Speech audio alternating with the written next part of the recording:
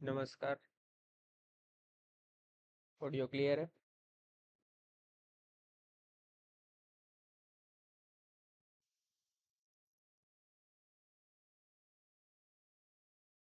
Screen भी एक बार देख लीजिए, दिख रहा है क्या? प्रेयर के साथ शुरू करते हैं। सहस्राक्षम गणाधीशम समगुरुम च सरस्वतीं जनकं जनयित्रीं चं शास्त्रमादौ प्रणम्यहम्।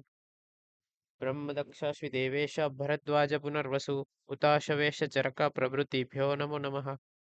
रागादिरोगान् सत्तानुसुप्तानशेषकाय प्रस्तानशेषान् उत्सुक्य मोहारतितान् सुक्तानं यो पूर्ववेद्याय नमोऽस्तु तस्मै।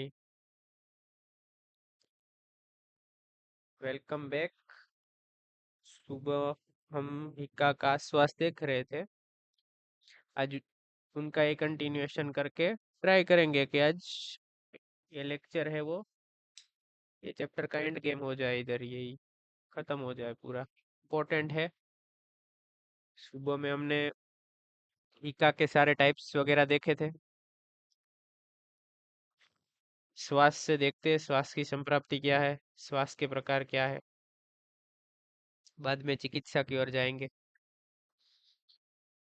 शुरू करें।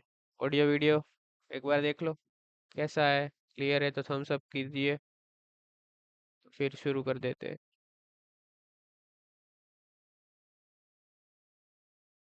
ठीक है। हाँ, तो संप्राप्ति ऑफ श्वास जो है, यदा श्रोतांसि संवृद्धः मारुतः कफपूर्वकः विषवग्रीव्रजति संवृद्धस्तदा श्वासन करोति सः। स्रोतस देखो, ये हमने ये स्रोतस है सपोज, राइट? तो स्रोतस में क्या है? समृद्ध मारुतः, वात और कफ। सबसे पहले ही हमने देखा था कि इधर जो संप्राप्ति बन रही है वो वात कफात्मक संप्राप्ति बन रही है। वो वात के साथ में उधर कफ है, अवरोध कर रहा है। तो प्राण और उदक वह स्रोत स्पेशली उधर क्या आएगा? अवरोध रहेगा। उसकी वजह से क्या आपको रोग जो हो रहा है वो श्वास रोग हो रहा है। पता चला? क्या क्या है आपको? प्राण है, उदक है, वात और कफ है। ये दिमाग में लास्ट तक रहना चाहिए। ओके। अभी श्वास के भी आगे हमने जो दोनों की कॉमन संप्राप्ति देखी थी तब क्या बताया था? दोनों के पांच पांच होंगे, तो इनके भी पांच है। इसमें सबसे पहले जो है वो महाश्वास है ना? फिर आगे आगे आएगा तमक श्वास है, छिन्न श्वास है, ऊर्ध्व श्वास है, राइट? तमक में भी दो तीन टाइप आएंगे, प्रतमक सतमक करके, तो देखेंगे जब आएगा तब। अभी हमने जो है वो संख्या संप्राप्ति पूरी देख ली, राइट? पता चला? तो इधर जो है वो क्या रहेगा? हाँ, अभी दिख रहा है। उद्वयः मानवतोः यः शब्द बहु खितो नरः उच्चैः श्वसति समृद्धोः ये मतर्षभः इवानिशम। ये पीजी के लिए वेरी इंपॉर्टेंट है। उच्चे ही श्वसिति समृद्धो मतर्षभः इवानिशम। इसका मतलब क्या होता है? संस्कृत थोड़ा मतलब इतना हार्ड नहीं है समझने के लिए। कि जब रात होती है, इवा निशिम मतलब जब रात होती है, तब पेशेंट को सांस लेने में दिक्कत आती है। सांस, क्योंकि उधर देखो अभी, थोड़ा रुको, थोड़ा जूम ही कर देता हूँ। ये जो संप्राप्ति में क्या दिख रहा है? उधर संवृद्ध मतलब अवरोध हो रहा है। अवरोध हो रहा है तो उसको सांस लेने में दिक्कत आएगी। तो वो जो है देखो इधर फोटो भी दिया है कि बेल कैसे बेल जो जब सांस ले रहा होता है ना, बेल कब थोड़ा सा किसी के पीछे बेल भागता है, देखा होगा आपने। तो वो कैसे सांस लेता है? बेल, तो बेल के जैसा सांस वो लेगा, मतलब थोड़ा जोर से सांस लेगा, क्योंकि उधर जो वायु है वो प्रकोप हो रहा है अवरोध की वजह से, राइट? आगे बढ़ते हैं। प्रनष्ट, सॉरी, प्रनष्ट ज्ञान विज्ञानम तथा विभ्रांत लोचनम। कुछ ज्ञान ना होना, जैसे हमने महा हिक्का में देखा था, उधर भी संज्ञा नाश हो रहा था। महा मतलब महती, वो महान है, बड़ा है। तो उधर प्रनष्ट ज्ञान विज्ञान, ये ज्ञान विज्ञान धी धृति स्मृति जब है, ये जो है वो उदान वायु का फंक्शन है। उदान वायु में कुछ ना कुछ दिक्कत आ रही है, उदर अवरोध हो रहा है, तो उसका में जो आपको लक्षण मिलेंगे वो प्रनष्ट ज्ञान विज्ञानम तथा विभ्रांत लोचनम, आंखों की एबनॉर्मल मूवमेंट, या तो आंखों में अश्रुस्राव एबनॉर्मल आपको दिखने को मिलेगा। विकृताक्षनो बद्ध मूत्रवर्चाः, विशीर्ण वाक, मतलब जो स्पीच है वो भी पूरी इफेक्ट एफ्लिक्टेड होगी, ऐसा इसका ट्रांसलेशन आपको लिखना है तो। बद्ध मूत्रवर्च, मतलब जो वात है उसका अनुलोमन भी ठीक से नहीं हो रहा है। मतलब इधर क्या हो रहा है, वात का अनुलोमन ठीक से नहीं हो रहा है, मतलब क्या है, वात का प्रतिलोमन हो रहा है। वात का दिशा जो है वो उल्टी हो रही है। ओके। दीनः प्रस्वसितम च अस्य दुरादिज्ञायते भृशम, वो कैसा लगेगा पूरा। दीना हमने आगे भी पढ़ा था, अभी भी रिवाइज करना है कि दीना आपको सोचना है, जब पढ़ेंगे तब। मैंने अभी नहीं बताऊंगा, आप जाके देखेंगे। दीना था वो हिक्का में कहाँ पे आया था, क्वेश्चन मार्क आना चाहिए दिमाग में। इधर कहाँ पे आया है, अज्ञानता आ रही है, इसको महाश्वास बोलते हैं। क्षिप्रमेव विपद्यते, ये बॉडी में जल्दी फैल जाता है, और ये डेथ भी जल्दी कर देगा बॉडी में। क्लियर है महाश्वास, किसी को कोई डाउट है महाश्वास में, समझ में आया। संप्राप्ति समझ लिया तो महाश्वास के लक्षण आराम से समझ सकते हैं। इधर जो पीजी में आए वो क्वेश्चन क्या है, उच्चे स्वसति संवृद्धो मतर्षभ इवानी ऋषभ इवानी व, मतलब ये बैल जैसा आवाज करता है वैसा वो सांस लेगा। बैल का आवाज जैसा मोर स्पेसिफिक होता है वैसा इसका सांस का आवाज रहेगा। बैल का जैसा आवाज क्यों इधर रहेगा, क्योंकि इधर जो स्रोतस है उधर अवरोध हो रहा है, अवरोध की वजह से वायु जो है वो मूवमेंट में उसको दिक्कत रहेगा, इसीलिए आवाज आएगा। आगे बढ़ते हैं। डाउट है तो आप कमेंट में पूछ सकते हैं, या तो अनम्यूट करके पूछ सकते हैं, हैंड रेज करके। समझ में आया तो थम्स अप कर दीजिए ये। महाश्वास, तो आगे ऊर्ध्व श्वास पे जाते हैं। हाँ।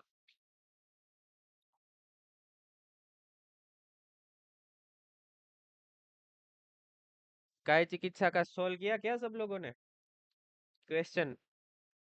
नेक्स्ट नेक्स्ट बहुत करते हैं लोग, नेक्स्ट में कैसे क्वेश्चन आएंगे, थोड़े उसके जैसे भी रखे थे, है ना।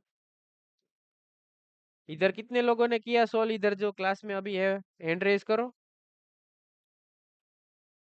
पता चले ना मेरे को भी कितने लोग सोल्व कर रहे हैं। है कोई, किसी ने नहीं किया क्या। काय चिकित्सा की कम्युनिटी पे हम रखते हैं अलग अलग, कल परसों सालक के था, आज काय चिकित्सा का था। ठीक है, कोई नहीं, अटेम्प्ट कीजिए बाद में। ऊर्ध्व श्वास है ना, इम्पोर्टेंट है। ये जो श्वास है, दीर्घम श्वसति यस्त ऊर्ध्वम न च प्रत्यहरद्यः श्लेष्मावृतः मुखस्रोतसा क्रुध्यः गंधर्वादितः ऊर्ध्वदृष्टि विपंच विपर्ययश्च विभ्रांत। देखो, इधर भी विभ्रांत आया, ये इंपॉर्टेंट है।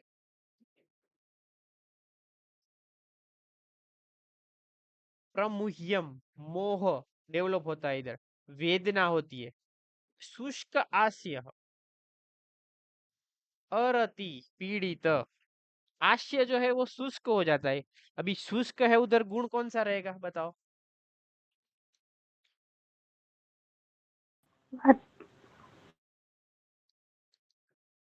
शुष्क है, उधर वात का रुक्ष गुण रहेगा, क्योंकि इधर जो दूष्य है, दोष है, सॉरी दूष्य नहीं है, वो वात है, वो वात रुक्ष गुण से बड़ा है।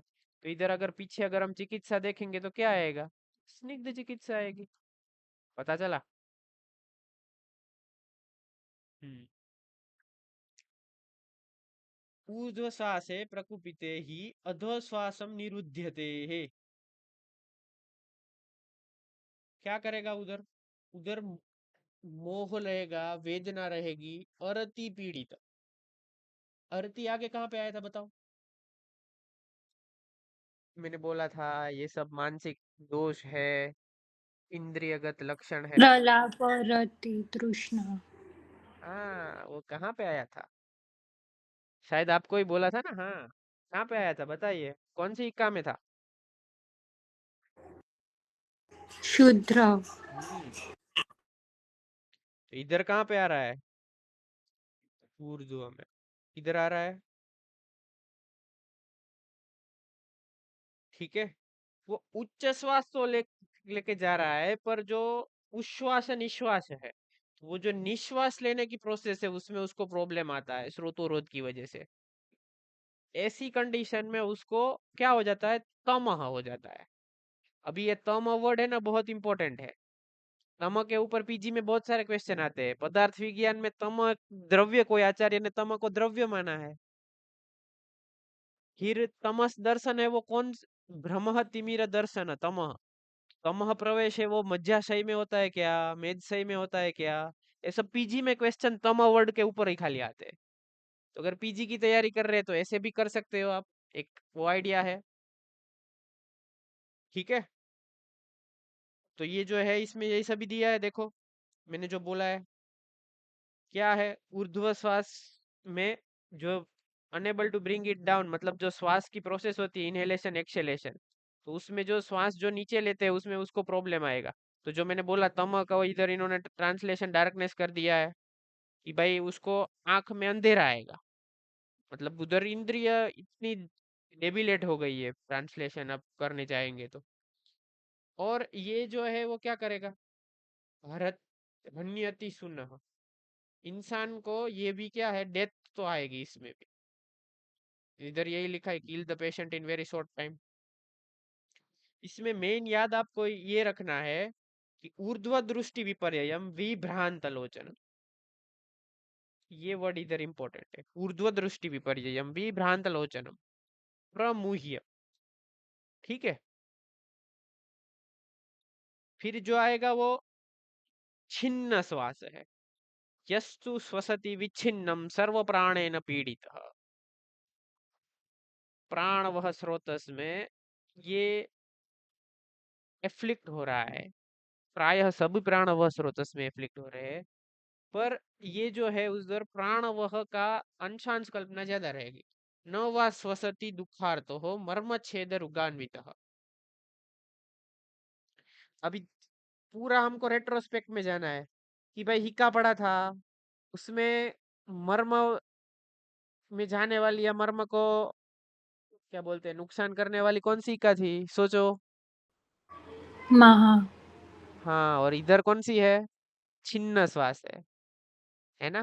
तो कभी पूछेंगे मर्म पीड़ित है, वो श्वास में कहाँ आएगा, हिक्का में कहाँ आएगा? कल सुबह मेरे को अगर हिक्का श्वास की रखना है तो मैं तो पहला क्वेश्चन ऐसा ही रखूंगा। कंफ्यूज हो जाएंगे ना लोग। पीजी में से क्वेश्चन आते हैं। पता चला? उधर जो वायु है वो पूरा उल्टा हो गया है। वो उधर बढ़ता जाएगा बढ़ता जाएगा बढ़ता जाएगा। तो आपको मिलेगा क्या उधर? आनाह। आनाह मिलेगा। स्वेद मूर्छाः दह्यमानेन बस्तीना। बस्ती में दाह होगा। अगर उधर वात के साथ में पित्त का थोड़ा सा भी अनुबंध रहेगा तो उधर आपको बस्ती में क्या हो जाएगा? दाह आएगा। बर्निंग सेंसेशन जैसा होगा बस्ती रीजन में। बस्ती पकवाशे वगैरह किसके रीजन है, कौन से दोष का है? वात। हाँ, तो उधर आएगा डेफिनेटली। विप्लुताक्ष सब में आया है, कहीं पे विभ्रांत लोचन है, विप्लुताक्ष है। आई में क्या है, कुछ भी मतलब अश्रु है वो निकल सकता है। आई का कोई भी डिसऑर्डर है वो विप्लुताक्ष आप ले सकते हैं। परिक्षीणम। देखो इधर ये वर्ड बहुत इंपॉर्टेंट है। एक तो परिक्षीण वर्ड आया है, दूसरा मर्मच्छेद रुगान्वित आया है, दह्यमान बस्तीन आया है, सर्व प्राणे न पीड़ित है। ये सब पीजी वाले हैं, सब पीजी। खाली इतना ही लिख देंगे। मर्म छेद रुगान्वित is used for which kind of श्वास? रक्तेरलोचने। आई में रेडनेस आ जाता है। परिशुष्क आशयो, परिशुष्क आशयो अभी आगे ही आया है देखो।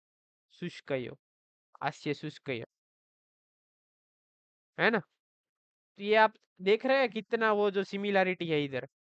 क्योंकि शुष्कता आपको इसीलिए दिखेगी कि वो जो कफ का रीजन है उधर वायु आके क्या कर रहा है, बिगड़ रहा है। कफ ने उधर या तो स्रोतो अवरोध कर दिया है, तो वायु उधर प्रकोप हो रहा है। वायु का प्रायः गुण जो रहेगा वो रुक्ष गुण रहेगा। चिकित्सा में हम गुण के वाइज करेंगे, चिकित्सा बहुत इजी लगेगी आपको आगे जाएंगे तो, राइट। शीघ्रम प्रत्यय, ये भी इधर ही हरति सुनह की जगह पे शीघ्रम प्रजिहति सुनह, इधर भी डेथ तो पक्का है। अगर ये सारे सिम्टम उसमें मिल रहे हैं तो उधर इंसान की डेथ वो क्या है, कंफर्म है, राइट। अभी आ जाते हैं कौन से श्वास में, कमक श्वासम। प्रतिलोमम यदा वायुः स्रोतांसि प्रतिपद्यते ग्रीवाः शिरश्च संखेन श्लेष्माणां समुद्दीर्य यच्छः। वायु की गति क्या बताए इधर, कौन सी गति, प्रतिलोम। वायु की हमेशा गति कौन सी होनी चाहिए, अनुलोमन। अनुलोम। तो इसकी चिकित्सा इनडायरेक्टली क्या हो गई, अनुलोमन। गति ठीक करनी है ना, तो प्रतिलोम के ऑपोजिट क्या होगा, अनुलोमन होगा। होगा ना, नहीं होगा? कितने लोग मानते हैं अनुलोमन होगा प्रतिलोम के ऑपोजिट, होगा। तो उधर वायु का आपको अनुलोमन करना है तो उस उधर आप उसको इंसान का प्रकृति वगैरह सब देख के आप अगर उसको हर डे भी देंगे ना हरितकी सही अनुपान के साथ, तो आपको तमक श्वास में डेफिनेटली आप ऐसे चपटी बजा के बोल सकते हो कि भाई हाँ रिजल्ट मिलेगा डेफिनेटली तेरे। आयुर्वेद में आप अभी देखा नहीं होगा, मैं तो बहुत सारे गुरु लोगों के पास भी गया हूँ, गुरु जी वगैरह सब देखा है पेशेंट। तमक श्वास जो होता है ना, जो सब ये क्या बोलते हैं, इनहेलर बोलते हैं ना, हाँ, अस्थमा में इनहेलर वगैरह सब लेके जाते हैं ना। खाली एक गुरु जी है, वो खाली हरितकी पे ही प्रैक्टिस करते हैं।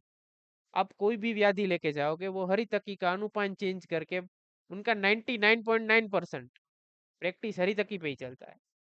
कोई भी व्याधि लेके जाओ आप, कोई भी, वो हरितकी देंगे, कोई भी अनुपान चेंज करेंगे, उसके साथ कुछ देंगे, वो ठीक कर देंगे, है ना। तो हम ऐसा सोचते हैं आयुर्वेद से क्या होगा। तो ये सब जो गुरुजनों है वो खाली एक एक द्रव्य पे ही प्रैक्टिस कर रहे हैं सारे डिजीज। अब जो भी कोई नए सिंड्रोम लेके आओ, और भी कुछ लेके आओ, कोरोना लेके आओ, और भी कोई भी है, राइट। ठीक है। ग्रीवाः शिरश्च शंखेन श्लेष्माणं समुदीर्य च करोति हि पीनस तेन रुद्धो गुर्गुरक तथा अतीव तीव्र वेगम च श्वास प्राण पीड़कम। क्या याद रखना है इधर, पीजी के लिए क्या है, प्राण पीड़कम, प्राण प्रपीड़कम है ये। सर्व प्राणेन पीड़ित लिखा है तो कौन सा श्वास आएगा, ये दिख रहा है, छिन्न। पर अगर प्राण प्रपीड़न है, राइट, तो क्या आएगा, तमक श्वास। वायु इधर प्रतिलोम गति कर रहा है तो क्या होगा, देखो इधर आपको दिख जाएगा, ये लंग्स दिया है ना, देखो। अगर हम सोचे इधर हमारा बॉडी है पूरा, ये लंग्स वगैरह, इधर हेड वगैरह है, इधर नेक रीजन सब होगा, वायु को ऐसे नीचे जाना होता है, राइट। पर अभी ये वायु जो है वो उसका गति, सपोज हमने गति किया है, सपोज हम समझ रहे नीचे जाएगा, वो ऊपर जा रहा है, तो वो जो विकार करेगा वो कैसे करेगा, देखो आप सोच के बताओ। ये आपका क्लेविकल जो मैं ये लाइन बना रहा हूँ ना, वो आपका क्लेविकल या समझो या जठरू है। तो ये कैसे विकार करेगा आप बताओ, और कौन से तंत्र का विकार करेगा ये प्रायः, आइडिया आ रहा है कुछ, ऊर्ध्व। क्वेश्चन समझ नहीं आ रहा ऊर्ध्व है। जत्रुगत। क्वेश्चन समझ में नहीं आया, ठीक है, ऊर्ध्व जत्रुगत आंसर सही है। मैं फिर से क्वेश्चन भी समझाता हूँ, मैंने हिंट तो दे दिया था। कभी कभी मैं जो बोलता हूँ वो खाली सुनेंगे ना तो आंसर आपको आ जाएगा, उसमें ही आंसर है, खाली ढूंढना है। देखो समझो, वायु नॉर्मली नीचे जाता है, अनुलोमन गति उसकी ये रहती है। इधर क्या बोला, प्रतिलोम, मतलब ये नहीं है, इससे उल्टी रहेगी तो केस क्या आएगी? ये हो गई आपकी प्रतिलोम गति, ये वाली जो नई मैंने अभी बना रहा हूँ, ये दूसरा एरो, ये 2 नंबर का एरो है, ये प्रतिलोम हाँ। गति हुई। और ये सब जो, ये जो मैं ऐसी लाइन बना रहा हूँ, ये आपका जत्रु है, क्लेविकल बोन है। तो ये वायु प्रतिलोम गति करके कहाँ पे जा रहा है? ऊपर। तो ये कौन से विकार करेगा? जत्रु ऊपर, ऊर्ध्व जत्रुगत। हम्म। क्लियर हुआ? हाँ। अभी देखो, आप समझो, आपको कुछ नहीं आता है, कुछ नहीं आता है, तो भी आपको अभी इतना पता चल गया कि आपको उधर कुछ भी लिखना है तो आप उधर जो रोग लिखेंगे वो क्या लिखेंगे तो आपके सही होंगे? अक्षी के रिलेटेड लिख सकते हैं थोड़ा सा, थोड़ा सा रनिंग नोज मतलब पीनस वगैरह आप लिख सकते हैं। पता चला? ऐसा जरूरी नहीं है हमको हर टाइम पे सब कुछ आ जाए। वो कोई बड़े वैद्य है, उनको भी नहीं आता है, उनको भी रेफरेंस की जरूरत पड़ती है। तो ये हमको एग्जाम पे का अगर कुछ ऐसा हो जाए तो हमको क्या हमने इधर क्या याद रखा? सिद्धांत। हमने खाली जस्ट एक वर्ड याद रखा। देखो ब्यूटी यही है, हमको, मैं ऐसा मानता हूँ कि हमेशा हमको बेस पे रहना चाहिए। इधर मैंने खाली प्रतिलोम वर्ड यूज किया है, प्रतिलोम के ऊपर से हम अपना आंसर बना सकते नहीं बना सकते, आप बताइए? कौन मानता है बना सकते हैं? हम सब कीजिए। अगर कुछ नहीं आता है, भूल गए, तो प्रतिलोम के ऊपर से बना सकते हैं। प्रतिलोम है तो ऊर्ध्व जत्रुगत सारे रोग हो सकते हैं। तो जो जो सारे में आप देख रहे हो, हम सुबह से ही का देख रहे हैं, सब में विप्लुताक्ष आपने देखा, लोचन में कुछ प्रॉब्लम है, परिशुष्क आशय है, और भी कुछ ऊर्ध्व जत्रुगत रिलेटेड रहेंगे, क्योंकि वो प्राण और उदान उदर है, संज्ञा नाश है, प्राण के रीजन के भी थोड़े से आ जाएंगे विकार। पता चला? राइट? तो ऐसा रहेगा। अतीव तीव्र वेगम च श्वास प्रपीडनात् प्रताम्यति वेगात् कासते सन्निरुद्ध। तमह दर्शन भी रहेगा, और उसको क्या रहेगा? कास, खांसी थोड़ी सी उसको रहेगी। खांसी रहेगी मतलब उधर वात रहेगा, उसकी वजह से उसका जो क्या बोलते हैं थ्रोट या गला है ना, वो सूख जाएगा। इसकी वजह से उसको स्वर भेद जैसा, जो राज्य अक्षमा में स्वर भेद रहता है ना, थोड़ा सा उसको ऐसा रहेगा। थ्रोट बिकेम हार्स, जैसा लिखा है, मॉडर्न में वही लिखा है। क्यों हार्स रहेगा भाई? क्योंकि वो काश मानस मुहुर मुहुर, वो उसको क्या हो रहा है, बारी बारी उसको क्या है, कफ आ रहा है, आ रहा है, आ रहा है। तो उसको, हमको भी अगर बहुत ज्यादा टाइम खांसी आती है, कफ आता है, तो क्या है, वो बोलते हैं ना हमको गला सूख गया है, पानी पीना है। और वही, इस, ये देखो संप्राप्ति कैसी होती है, अभी हमारे खुले दिमाग पे हम आ जाते हैं। आपको कोई भी ये काश वास वगैरह हुआ है, राइट? आप खांसी खाएंगे, राइट? खांसी खाएंगे खाएंगे खाएंगे, उसकी वजह से क्या होगा? उधर थोड़ी सी रुक्षता प्रोड्यूस होगी। अभी रुक्षता प्रोड्यूस हो रही है, तो रुक्षता प्रोड्यूस होएगी तो दोष भी डेफिनेटली बढ़ेगा उधर। समझ आ रहा है?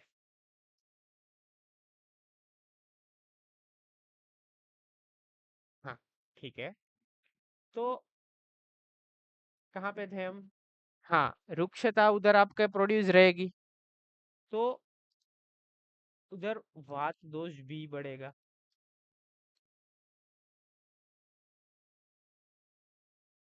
हमने क्या पढ़ा है? ये जो है वो वात कफज विकार है, मतलब इधर जो वात कफज विकार, मतलब इधर जो दोष का क्या बोलते हैं, परम्यूटेशन कॉम्बिनेशन है, वो वात कफज है।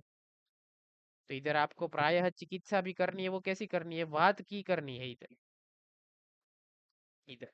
ठीक है? प्रमोहेन कास मानश्च गच्छति मुहुर्मुहुर्। ठीक है? फिर उसको बोलने में भी उधर दिक्कत रहेगी, स्वर भेद वगैरह रहेगा, क्योंकि उधर से बारी बारी आप, हाँ मैं इधर वो बोलना चाहता था, ये भूल गया था। देखो, तो इधर फिर बढ़ेगा कैसे कोई भी व्याधि? वात कफज है, अभी उधर वात बढ़ गया है आपका, साथ में कफ भी है। और अगर आप इधर शीत जल ले रहे हैं, या कोई भी स्निग्ध आहार विहार ले रहे हैं, इधर मैं आपको सब वो समझाता हूँ क्या क्या हो सकता है। शीत स्निग्ध कुछ आपने ले लिया तो ये कफ को और बढ़ाएगा और बढ़ाएगा। कफ बढ़ेगा तो ये जो आपका कफ स्राव होना है वो बढ़ेगा, तो वो इन शॉर्ट वात को बढ़ाएगा। तो ये वात कफ बढ़ते जाएंगे बढ़ते जाएंगे। इसीलिए अगर आपकी इधर चिकित्सा करनी है, वो मैंने सुबह आपको बोला था, संस्कारित जल देना है। क्योंकि खांसी आती है तो हम क्या करते हैं, हाँ ठीक है खांसी आ रही है, नॉर्मल पानी पी लो बेटा। हमारे मम्मी अब या तो कोई बुजुर्ग वगैरह रहते हैं घर पे, बोलेंगे हाँ बेटा बेटा पानी पी लो बहुत खांसी आ रही है। वो गलत है, पूरा गलत है। उधर आप अगर लॉन्ग लंबे टाइम चल रहा है तो आप संस्कारित, उधर दोष क्या है जान के आप संस्कारित जल दो। इधर कुछ नहीं आपको देना है, द्रव्य संस्कार नहीं करना है तो अग्नि संस्कार कर लो। 1 लीटर पानी का 250 ml कर दो, 500 ml कर दो। तो भी इधर आपको श्वास ये जो सारी संप्राप्ति है ना उधर ये बहुत अच्छा रिजल्ट मिलेगा। ये बहुत बेसिक मेडिसिन है। आपके पास तो मतलब रिच पेशेंट भी आएंगे और बहुत पुअर पेशेंट भी आएंगे, तो पुअर बोलेंगे कि साहब हम आपको पैसे नहीं दे पाएंगे। तो आपने अगर इनिशियली क्लिनिक चालू किया है, आप भी अफोर्ड नहीं कर पाएंगे कि भाई हाँ, आप सारे लोग ऐसे बोलेंगे कि भाई हम तो पैसे नहीं दे पाएंगे, तो कैसे होगा भाई, हमारा घर कैसे चलेगा। हमारे कॉलेज वाले तो मानते नहीं है, फीस का लेटर आ गया नहीं देते हैं तो फिर वो एक दिन के 100 रुपए 200 रुपए चढ़ा के मांगेंगे, तो फिर हम क्या करें, है ना। तो उनको भी हमको चिकित्सा देनी है, कोई नहीं ऐसी चिकित्सा, उसके पास पानी तो पीने के लिए होगा, उनके पास खाने खाने के लिए मतलब बनाने के लिए चूल्हा होगा तो वो गर्म कर पाएगा, तो उसको गर्म पानी से भी आप चिकित्सा कर सकते हो। पता चला। हैशटैग आयुर्वेदा फॉर एवरीवन ऐसा चलता है ना। तो ये है Ayurveda, original Ayurveda for everyone, ये बोल सकते हो आप। क्लियर, कंसेप्ट पता चला। आगे बढ़े। हम्म। विमोक्षान्ते मुहूर्ते लभते सुखम, श्लेष्माणाम उच्यमाने तु भृशम भवति दुखितम्।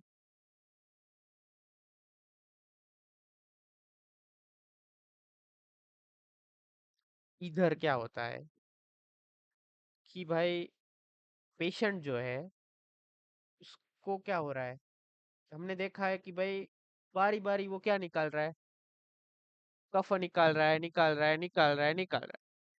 उसकी वजह से उसका वात भी बढ़ रहा है, क्योंकि उधर जो उसका कंठ है वो शुष्क हो रहा है। बॉडी में से अगर कुछ कोई भी चीज कंटिन्यूअसली बाहर निकलेगी तो वो क्षय हो रहा है ना कोई कारण से, उधर क्षय है तो वात डेफिनेटली उधर बढ़ेगा। राइट। फिर न चापी निंद्रा लभते शयान, उसको नींद भी नहीं आएगी। ऐसा बहुत सारे लोगों को होता है, पता है आपने देखा होगा। ये ये तमक श्वास में ये पॉइंट याद रखना है कि इनको रात्रि जब होता है ना तब श्वास लेने बहुत दिक्कत आती है।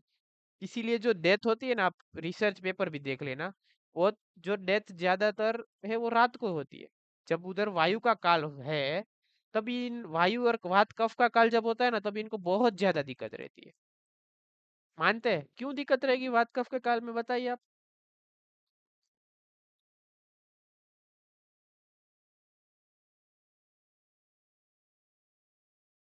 हम्म। बात ही तो मेन है। वात ही तो मैंने ये तो बोलेंगे, पर ये जो इसकी संप्राप्ति है इसमें ये घटक वात कफज है।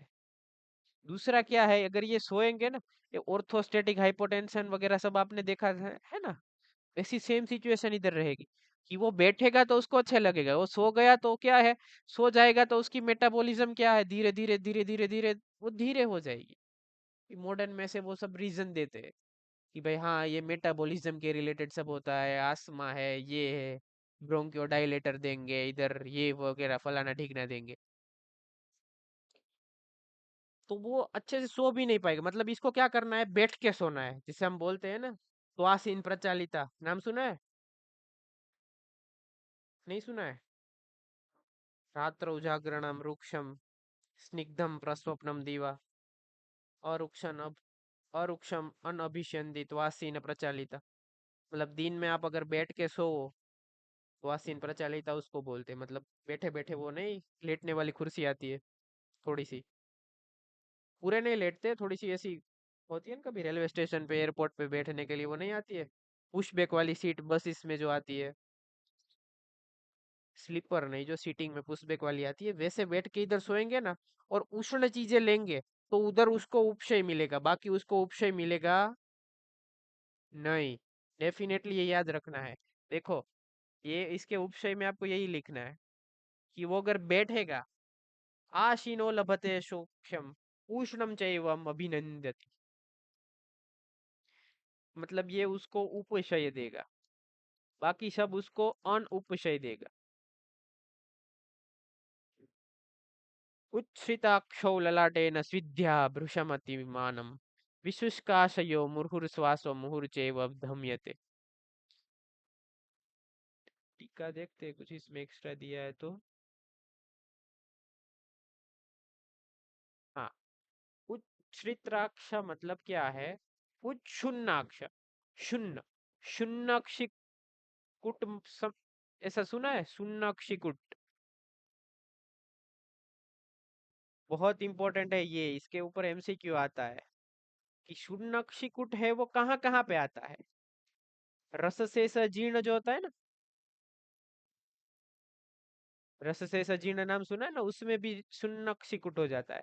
आपने अभी अगर आपने अपने आप को विजुअलाइज किया है ना, तो ये जो अभी थोड़े टाइम पहले दिवाली का टाइम था या वेकेशन के टाइम पे, जब सोने वाले लोग होते हैं ना, बहुत ज्यादा सो लेते हैं, 12 घंटे, 15 घंटे, 18 19 घंटे, तब उसकी जो आंखें हैं ना वो सूज जाती है, ऐसा बोलते हैं। तुम्हारी आंखें इतनी क्यों सूज गई है? अगर ऐसा सेम आपकी आंखें भी सूज रही है, आपके पैर में भी ईडिमा है, मतलब वो पोर्टल हाइपरटेंशन है, मॉडर्न वाले मॉडर्न पॉइंट ऑफ व्यू से थोड़ा बता रहा हूँ। और उधर आपका या तो हार्ट इन्वॉल्व है, या तो किडनी इन्वॉल्व है, या तो लीवर इन्वॉल्व है। प्रायः हार्ट एंड किडनी इन्वॉल्व रहती है सिस्टमिक में। क्लियर है? इधर शूनक्षिकुट है, रस से जीर्ण में भी ये आएगा सेम, विरुद्धाहार में भी ये सेम आता है, और ये कौन से श्वास में आ रहा है? तमक श्वास में। क्लियर है?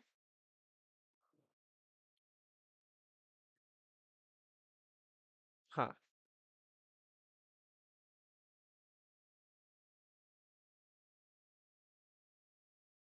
आगे बढ़ते हैं।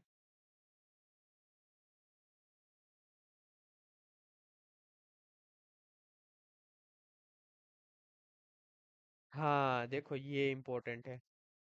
मेघांबुशीत प्रागवाते श्लेष्मश्च अभिवर्त्यते। गाना सुना है वो? आज मौसम बड़ा बेईमान है। ये बेईमान मौसम है ना, ये इंसान को है ना पूरा खत्म कर देगा। जब भी ऋतु संधि काल है, जब भी वो मौसम बेईमान है वाला मौसम है, मेघांबुशीत प्रागवाते, बारिश आने जैसा, मतलब घने घने जब बादल छा रहे हैं, बहुत ज्यादा ऊर्ध्व वायु है, शीत गुण वायु का बहुत ज्यादा बढ़ जाता है, जब रुक्ष गुण वायु का उधर बढ़ जाता है हवा में। सुश्रुताचार्य ने सब दिया है कि ये डायरेक्शन से वायु, आपने स्वस्थ ऋतु में जब वायु आता है ना जनपदोद्वंस में, तब आपने शायद पढ़ा होगा तो पता होगा कि ये वायु आता है तो ये डिजीज करेगा, ये अच्छा रहता है। तो उसमें प्रागवात जो है वो, मतलब सामने वाला वात जो सामने आता है वो अच्छा नहीं है, वो रुक्ष भी है और बॉडी में शीत गुण भी बढ़ाएगा। पंचकर्म में इसीलिए देख दिया है, आपने अगर पढ़ा है तो पंचकर्म में सारी जगह आएगा।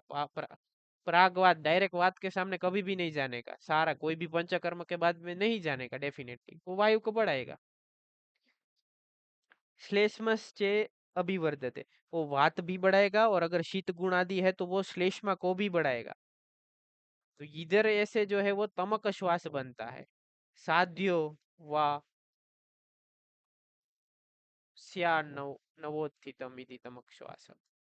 देखो आचार्य कैसे है, इन्होंने इधर कैसे लिख दिया, स्यात नवोत्थितम, अगर वो नव है, पुराण नहीं है, उधर बलमांस सही नहीं है, तो तमक श्वास है वो कैसा है? साध्य है। बाकी ये छीन बीन जो है सब श्वास है, छीन श्वास है, दूसरा कौन सा है, ये ऊर्ध्व श्वास है, महाश्वास है, उसकी साध्यता अभी हमको ना ही समझनी है, मतलब नहीं ही है। पेशेंट को हमको बोल ही देना है कि भाई हम आपकी सेवा कर सकते हैं, देखेंगे क्या है क्या नहीं है। राइट? आप ये हमारे साइंस की ब्यूटी देखो, ये जो अस्थमा बस्थमा है, जो मॉडर्न में क्या बोलते हैं, इन्होंने क्या बोल दिया है कि आपको पूरे लाइफ टाइम क्या लेना है, इनहेलर लेना है कि नहीं लेना है, बताओ। लाइफ टाइम ब्रोंको डायलेटर लो आप,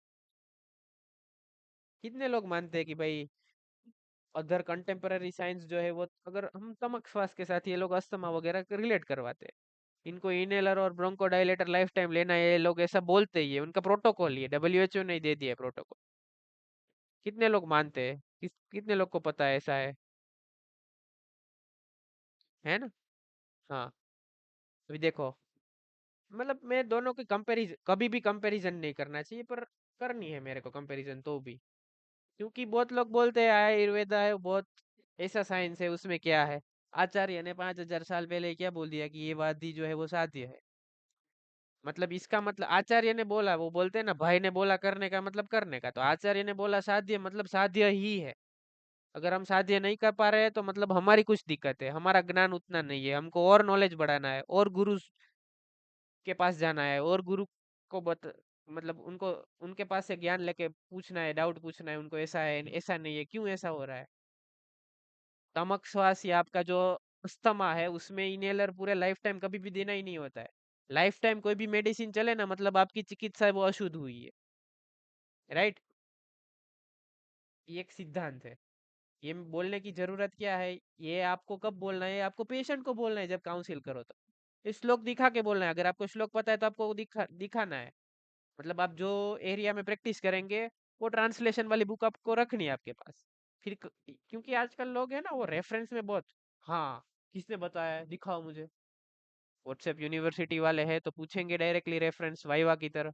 उसको देखना है कि हमारे आचार्य ने 5,000 साल पहले भी क्या बोला था, कि ये जो आपका व्याधि है वो साध्य है। साध्य है मतलब क्या है, आप अगर जल्दी हमारे पास आते तो हम आपको ठीक कर सकते थे। क्लियर।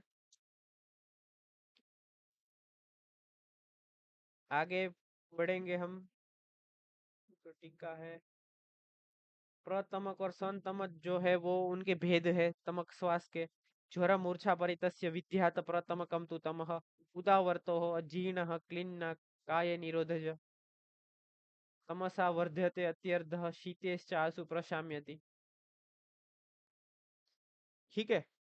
प्रतमक श्वास कब होगा, कि भाई पेशेंट को जब उसके साथ में श्वास के साथ में ज्वर है और उसकी जो संजना है उसका नाश हो जाए, तो हमको क्या समझना है कि वो जो है वो प्रतमक श्वास है। अभी संतमक श्वास क्या है, कि जो श्वास है जो रज, नाक मतलब नासा रीजन जो हमारा है उधर रज हो रहा है, उधर रज मतलब मैंने बोला फॉरेन पार्टिकल या शल्य जा रहे हैं, या तो हमको बारी बारी अजीर्ण हो रहा है, और या तो हम जो है वो वेग का अवरोध कर रहे हैं, उसकी वजह से जो श्वास हो रहा है वो संतमक श्वास है। पता चला? क्लियर है? यही दिया है इसमें पूरा। ठीक है। और ये जो संतमक श्वास है ना, वो कब काम डाउन, मतलब इसका उपशय कब मिलता है, जब वो ठंडा खाना खा ले या तो कुछ चल ले, मतलब उधर उसको कुछ गति, ये जो है कफ है, मतलब उधर थोड़ी सी भी गति मिलेगी उसको, तो वो क्या है, उसको उपशय मिलेगा डेफिनेटली। राइट। इधर उदावर्त दिया है। उदावर्त मतलब क्या होता है, बताओ। प्रतिलोमन प्रतिवात।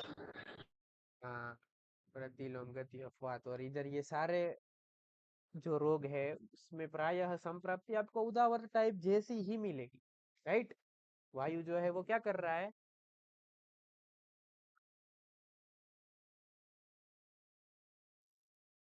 क्या कर रहा है?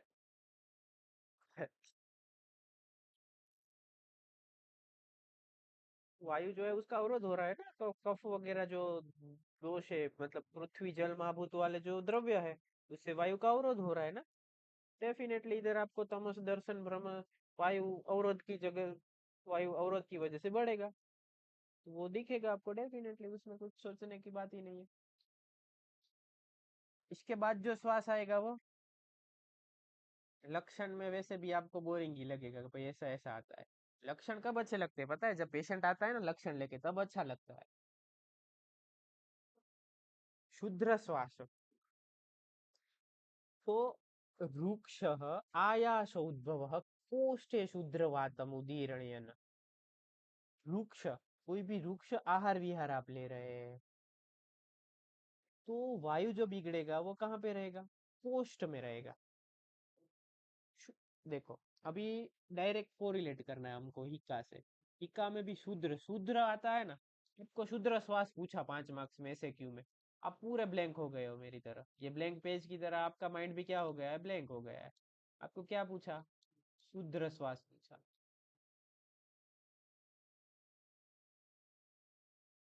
क्या लिखेंगे? क्या लगता है क्या लिख सकते हैं? तो मेरे को इतना पता है, शूद्र वर्ड है मतलब क्या है कि इधर जो सिम्टम रहेंगे वो कैसे रहेंगे, माइल्ड रहेंगे। बहुत ज्यादा भी नहीं, बहुत कम भी नहीं, मॉडरेट मॉडरेट सिम्टम रहेंगे। तो आप इधर मॉडरेट मॉडरेट सारे सिम्टम लिख सकते हैं। साथ में इधर मेन इधर क्या हो रहा है, वात का प्रतिलोमन हो रहा है। तो इधर जो है वो डेफिनेटली डेथ जैसी सिचुएशन प्रायः तो नहीं आएगी, ऐसा हम मान के लिख सकते हैं। आचार्य ने दी है, मतलब हमको एग्जाम में नहीं आता है तो हम क्या लिखेंगे, शूद्र में डेफिनेटली डेथ नहीं होगी ऐसा लिखेंगे। देखते हैं आगे क्या है। ये तो हम हमारे पास सिचुएशन, ये मैंने सिचुएशन दे दी। डॉक्टर या वैद्य को हमेशा सिचुएशन, ये पेशेंट है वो नई सिचुएशन ऐसा समझ लेना। हाँ, ये नई सिचुएशन लेके आ गया। तो सारे माइल्ड सिम्टम में आप क्या लिख सकते हो, एक तो वायु का प्रतिलोमन हो रहा है, मतलब आप ऊर्ध्व जत्रुगत जो भी है, अक्षी वक्षी का सब लिख सकते हो आप। पीनस वगैरह हो रहा है उसको, मतलब माइल्ड है तो वो कोस्ट में ही रहेगा ज्यादातर। तो वो कोस्ट में प्रपीड़न करेगा। कोस्ट में आपको गर्गलिंग जैसा आवाज भी आ सकता है। दूसरा, वो कोस्ट में है वायु तो वो दूसरा क्या क्या कर सकता है, आनाह, आटोप, आधमान, गुरगुर, स्वर। इतना लिख सकते हैं आराम से? नहीं लिख सकते। आपको कुछ नहीं आता है, मतलब समझो ना बैक बेंचर से भी आप जाके हो तो भी आप इतना लिख सकते नहीं लिख सकते? डेफिनेटली ये पूछेगा तो ऐसे क्यों में 5 मार्क में पूछेगा। तो ये इतना लिख के आया, ट्रांसलेशन लिख के आया, थोड़ा अच्छे से लिख के आएगा तो वो 1.5 मार्क्स तो आराम से दे देंगे। 0 इज बेटर देन 1.5 या 1.5 इज बेटर देन 0? आप सोचो। अभी हम देखते हैं क्या क्या दिया है। रुक्ष आयास उद्भव कोष्ठ शूद्रवात उदीर्ण। वात बढ़ेगा, क्या है, रुक्ष और बहुत ज्यादा आयास किया, कोई भी एक्सर्शन बहुत ज्यादा काम कर लिया। हाँ, आज तो मजा आ गया, आज तो पढ़ना है, इन्होंने पढ़ाया आज तो मैं 17 चैप्टर है वो भी पढ़ लूंगा, 18 चैप्टर भी पढ़ लूंगा, 19 भी पढ़ लूंगा। फिर कल कल सुबह अगर ऐसा सोचा है तो फिर कल सुबह आप जो जो ऐसा पढ़ेंगे उसकी अक्षी देखने को होती है। हाँ, बड़ी हो गई है, इंद्रिय में बाधा हो जाएगी। वही लिखा है देखो मैंने, माइल्ड सिम्टम मतलब क्या है, न सो अत्यर्थ दुखे न प्रबाधक, हीन स्थित न स गात्राणी न दुखो यथोतर है। मतलब वो जो गात्र है, रीजन, उधर भी कोई उतना ज्यादा दुख वगैरह नहीं रहेगा। खाने पीने में भी कोई अवरोध नहीं रहेगा, इंद्रिय में भी व्यथा कोई भी नहीं रहेगी, कोई भी उपद्रव भी नहीं रहेगा। ये जो है वो कैसा है, साध्य है, मैंने बोला था शूद्र है, उधर डेथ प्राय नहीं होगी, पर बलि होना चाहिए। और उधर जो लक्षण है वो सारे अव्यक्त होने चाहिए। ये जो श्वास है वो कैसा है, समुदिष्ट हिक्काष्ट स्वय लक्षण। शूद्र हिक्का जैसे ही उसके थोड़े से लक्षण मिलेंगे, क्योंकि दोनों शूद्र है। पता चला? ये दोनों कुछ सेम तो आया ना। तो उसको गात्रा में कुछ भी प्रॉब्लम नहीं आएगा, खाने पीने में कोई, क्योंकि हिक्का में देखा था खाने पीने में अवरोध आ रहा था, उसको सांस लेने में अवरोध आ रहा था। ये साध्य है, इंद्रिय में भी कोई व्यथा नहीं होगी। ठीक है, क्लियर है? अभी इधर से लक्षण खत्म हुए, आपका थोड़ा सा बोरिंग पना भी खत्म हुआ, क्योंकि अभी जो है वो विटामिन एम का सब शुरू होगा ना। विटामिन एम म्हणजे, what do you mean by vitamin M, किसी को पता है क्या?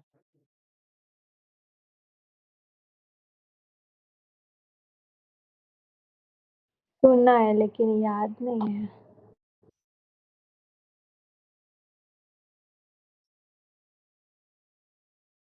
ठीक है, याद हो गया। विटामिन एम अपना घर का बनाया हुआ है। विटामिन एम मतलब मनी होता है, इधर से चिकित्सा शुरू हुई।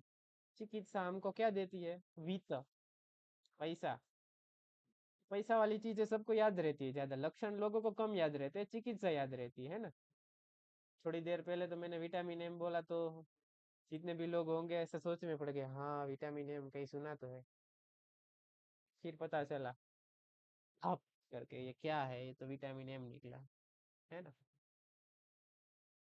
तो इधर जो है वो क्या है, चिकित्सा में आप पहले कारण देखेंगे भाई किससे हो रहा है, क्या है, राइट।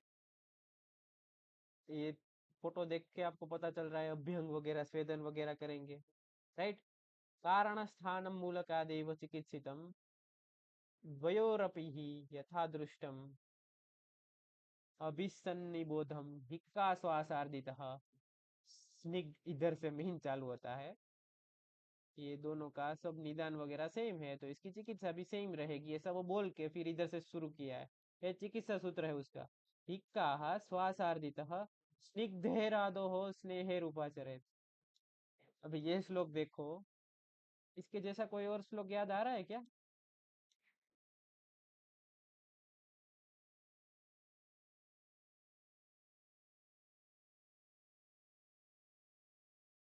केवलम निरुपस्तंभनम आदौ स्नेहे रूपाचरेत वायु सर्पी वसा तैल मज्जापाने नरः ततः। श्लोक सुना है ऐसा, केवलम निरुपस्तंभ वाला, कि नहीं? श्लोक हमको नहीं आता है, ऐसा है क्या? तो इधर भी सेम है। हिक्का और क्वास वाले जो पेशेंट होते हैं उनको पहले स्नेहन देना है, बाद में स्वेदन देना है। स्नेहन स्वेदन देने के बाद ही कोई भी कर्म करने के हैं। क्योंकि स्नेहन स्वेदन नहीं दिया आपने और वो कर्म डायरेक्ट कर लिया आपने, तो फिर उधर वात बढ़ेगा और इंसान की डायरेक्टली डेथ हो जाएगी। क्लियर हुआ? क्या नहीं करना है ना वो हमेशा याद रखना है, हमेशा। क्या करना है वो नहीं आता है चलेगा, इट्स ओके। क्या नहीं करना है वो नहीं आएगा तो वो जरा भी नहीं चलेगा, नॉट एट ऑल एक्सेप्टेड। आक्त लवण तेलम नाड़ी प्रस्तर संकरे ही। लवण तेल, अभी लवण के साथ तेल यूज कर रहे हैं। लवण उपहितो स्नेह स्नेहति अचीरा। सुना है ऐसा क्या? चरक सूत्र स्थान 13 चैप्टर। लवण के साथ आप कोई भी स्नेह यूज, हाँ बोलो बोलो, सुना है क्या? कोई बोल रहा था, आवाज आया किसी का इसलिए। चरक सूत्र स्थान 13वें अध्याय में दिया है कि लवण के साथ आप कोई भी स्नेह यूज करेंगे या लवण के साथ कुछ भी यूज करेंगे, बस्ती में इसीलिए लवण रहता है कि लवण करेंगे तो लवण के पास क्या है, व्यवाही सूक्ष्म अभिसंधि गुण जो है, उसकी वजह से उसकी सूक्ष्म गुण है, व्यवाही है, वो गति बढ़ जाएगी। इधर जो श्वास में क्या है, जल्दी जान जा रही थी, तो वो थोड़ी देर बाद जान जाएगी अगर ठीक से चिकित्सा नहीं की तो, राइट। तो इधर लवण तेल से आप क्या करेंगे, अभ्यंग स्वेदन करके नाड़ी प्रस्तर संकरे ही। इंपॉर्टेंट है, पूछेंगे।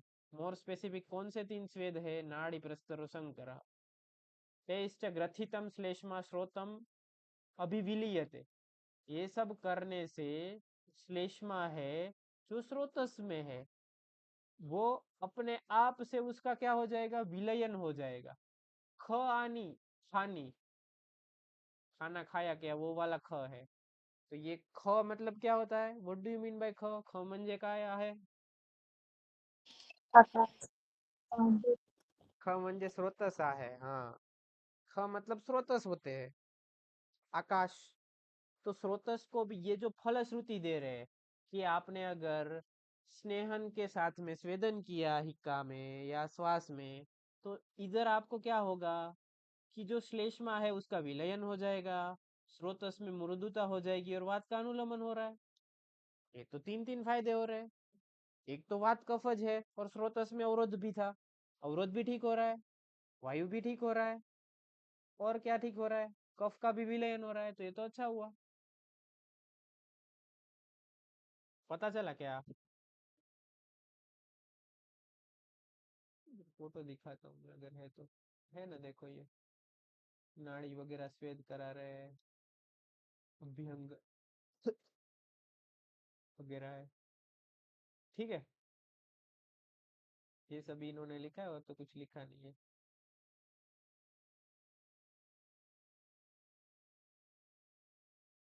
फिर देखो, ये उसकी फलश्रुति सब दी गई है।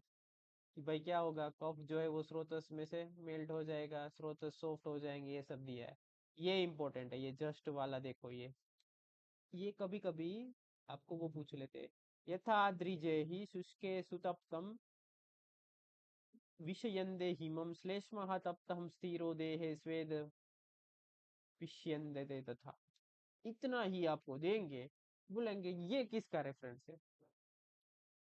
तो ये जो आचार्य बोल रहे इधर क्या बोल रहे हैं कि भाई जो सूरज की किरणों से जो बर्फ होता है, ग्लोबल वार्मिंग में यही बोलते हैं ना, ग्लोबल वार्मिंग जब छोटे थे तब 5 5 10 10 मार्क कैसे आता था ना, पूरा भर भर के लिखते थे।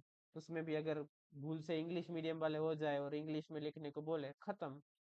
इतना लिखेंगे, इतने कर्सिव राइटिंग करेंगे, सामने वाला भी नहीं समझेगा, फिर 5 में से 6 मार्क देके चला जाएगा कभी कभी। तो इधर मेन क्या कहने का कारण ये है कि वो जो आइस है वो मेल्ट हो जाता है, वैसे ही कफ का विलयन हो जाएगा स्वेदन से। स्विन्नः ज्ञात्वा ततस्तूणः भोज्यन्ते स्निग्धम ओदनम। स्नेहन कर लिया, बाद में स्निग्ध ओदनम। अभी देखो, स्वेदन किया तो उधर थोड़ी सी रुक्षता आ गई है। अभी ये रुक्षता से फिर से वायु ना बढ़े, इसके लिए इधर क्या है, स्निग्ध भोजन दे रहे हैं। तो ये भी चिकित्सा, कैसा चिकित्सा हुआ, देखो हाँ, स्नेहन, रुको थोड़ा सा, पीडीएफ पढ़ी है ना, इधर लिखते हैं, उधर लिखेंगे तो थोड़ा इशू आएगा। इधर देखो, सबसे पहले स्नेहन कर रहे हैं, फिर थोड़ा सा स्वेदन, मतलब थोड़ा सा रुक्ष गुण आएगा, फिर से थोड़ा सा स्नेहन आ रहा है। इसको कैसी चिकित्सा बोलते हैं हम,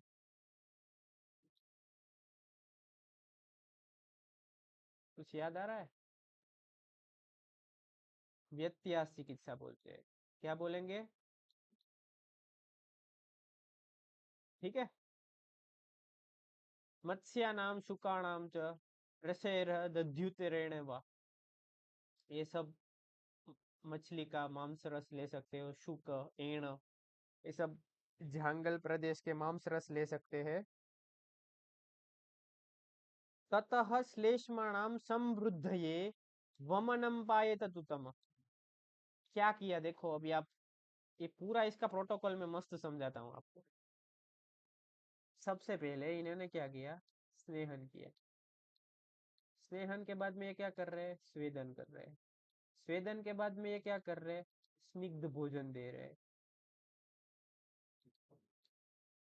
स्निग्ध भोजन, मांस रस दे रहे हैं, ताकि ये क्या करे, कफ को बढ़ा पाए। भी कफ बढ़ गया तो क्या कर लेंगे ये लोग, वमन कर देंगे। पता चला, क्लियर हुआ है ना। ऐसे ही, मतलब ऐसे ही आपको लिखना है और ऐसे ही हमेशा समझना है, तब भी आपको अच्छे से समझ में आएगा बेसिकली। वरना फिर ऐसे श्लोक से देख के जाओगे ना, फिर खुद कंफ्यूज हो जाएंगे। पिपली सेंधव शोध्र युक्तम वात अविरोधी है, कि भाई हाँ देखो, ये आपको वमन कैसे कराना है, वात अविरोधी। अभी आपने मेरे गुल्म का लेक्चर देखा होगा, तब उसमें आया था सेम, पुनः पुनः स्मृति पान वाला जो श्लोक था, उसमें क्या था कि वात वमन करा रहे हो, मतलब उधर धातुशय हो रहा है डेफिनेटली, तो आपका वायु बिगड़ेगा, पर वमन ऐसा कराना है कि क्या है, उधर बहुत ज्यादा धातुशय ना हो, थोड़ा सा शरीर में कफ रह जाएगा वो चलेगा, पर इतना भी नहीं कराना है कि सारा कफ भी निकल जाए और साथ में वो वात भी निकालना शुरू कर दे। पता चला क्या? निहृत्य सुखमानप्नुते स कफदुष्ट विग्रहे स्रोतसु च विशुद्धेषु च चरति ही विहितो अनिलः। ये सब करने से आपके जो स्रोतस है उसमें मार्दवता आएगी, कफ जो है वो मार्गावरोध कर रहा था, वो नहीं करेगा, तो वायु की गति भी कैसी रहेगी, ठीक हो जाएगी, नहीं हो जाएगी, हो जाएगी। जो अवरोध है वो उसको नहीं मिल रहा है। पता चला। अभी जो है वो क्या दे रहे हैं, धूम्रपान दे रहे हैं सबसे पहले। धूम्रपान भी देखो, तो वो 5 मार्क्स में से पूछेंगे। ये जो था वो क्या था, सामान्य चिकित्सा था, क्या था,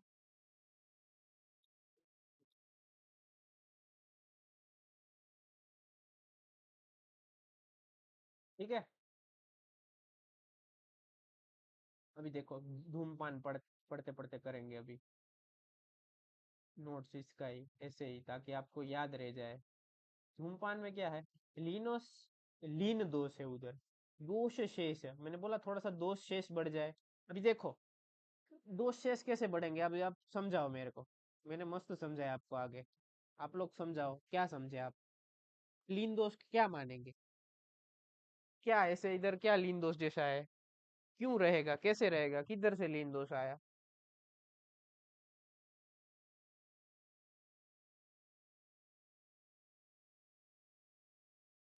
वमन कराने पे हमने पूरा कफ नहीं निकाला, जो स्ट्रेस अमाउंट्स में बच गया था, वो हो सकता है।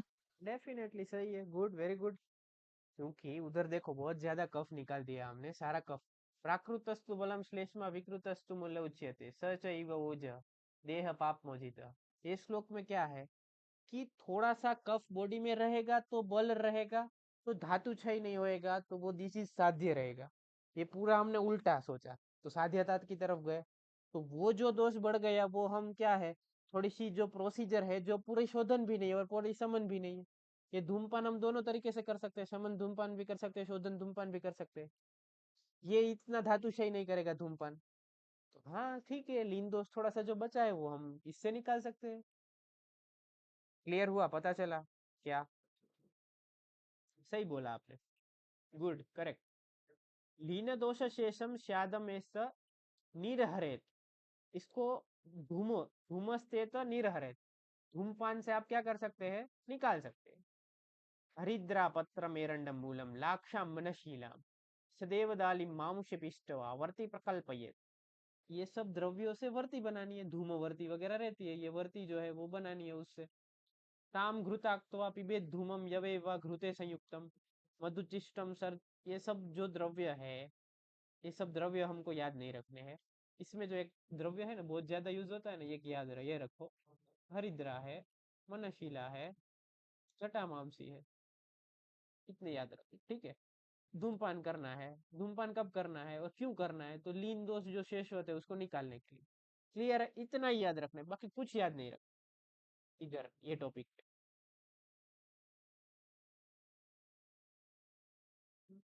कुछ नया है क्या श्लोक में?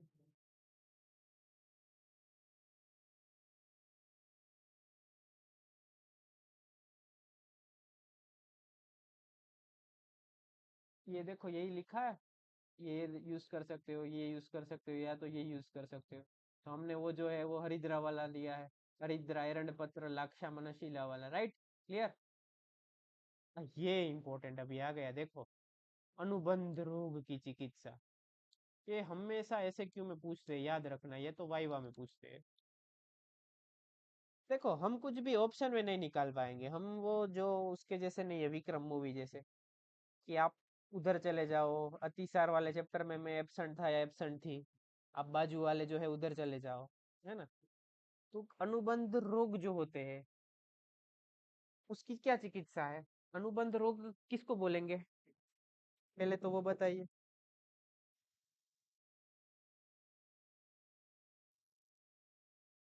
अनु का मतलब क्या होता है, अभी ऐसा मत बोलना, विटामिन एम मैंने बोला, अनु मतलब साउथ की जो हीरोइन होता है उसका प्राय नाम अनु ही होता है, तो वो अनु मतलब साउथ की हीरोइन हो गई, ऐसा नहीं, कॉमेडी नहीं। छोटा। क्या होता है, छोटा। कम।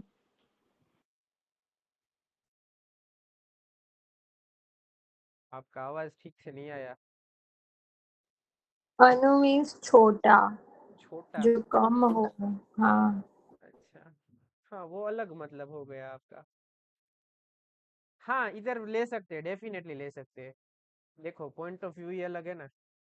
इधर अनु मतलब जो है वो इधर साथ में कंपेनियन होता है ना, हम कंपेनियन बोलते हैं ना। अनु मतलब कोई भी दूसरी व्याधि की वजह से व्याधि है, तो वो अनुबंध हो गया, मतलब वो उसका परतंत्र जो है ना उसका नाम अनुबंध है, अनुबंध अनुबंधीय, आपने सुना होगा चरक विमन सन 6 अध्याय। हाँ। पर आपने जो बोला वो भी सही है, उसका भी मैं जस्टिफिकेशन दे सकता हूँ। आपने क्या बोला, अनु मतलब छोटी, इधर वो छोटी हुई इसीलिए वो सेकेंडरी है। अगर वो मोटी होती तो वो दो चाटा मार के आपको प्राइमरी हो जाती, तो वो अनुबंध्य हो जाती, अनुबंध नहीं होती। तो जो आपने वो बोला वो भी सही है। अगर वाइवा में ऐसी नौबत आ जाए कि भाई छोटी बोलने का टाइम आ गया, तो टीचर को बोलना है मैम वो व्याधि या सर वो व्याधि छोटी ही है, क्योंकि वो इसीलिए सेकेंडरी है। अगर मोटी होती व्याधि तो वो प्राइमरी होती, स्वतंत्र होती। तो इधर क्या हो रहा है कि हिक्का और श्वास जो है वो अलग, हमने आगे पढ़ा था। अभी आप तो पहले लेक्चर में शायद नहीं थे, तो देखो मैं रेफरेंस भी दिखाता हूँ आपको। स्क्रीन दिख रहा है ना?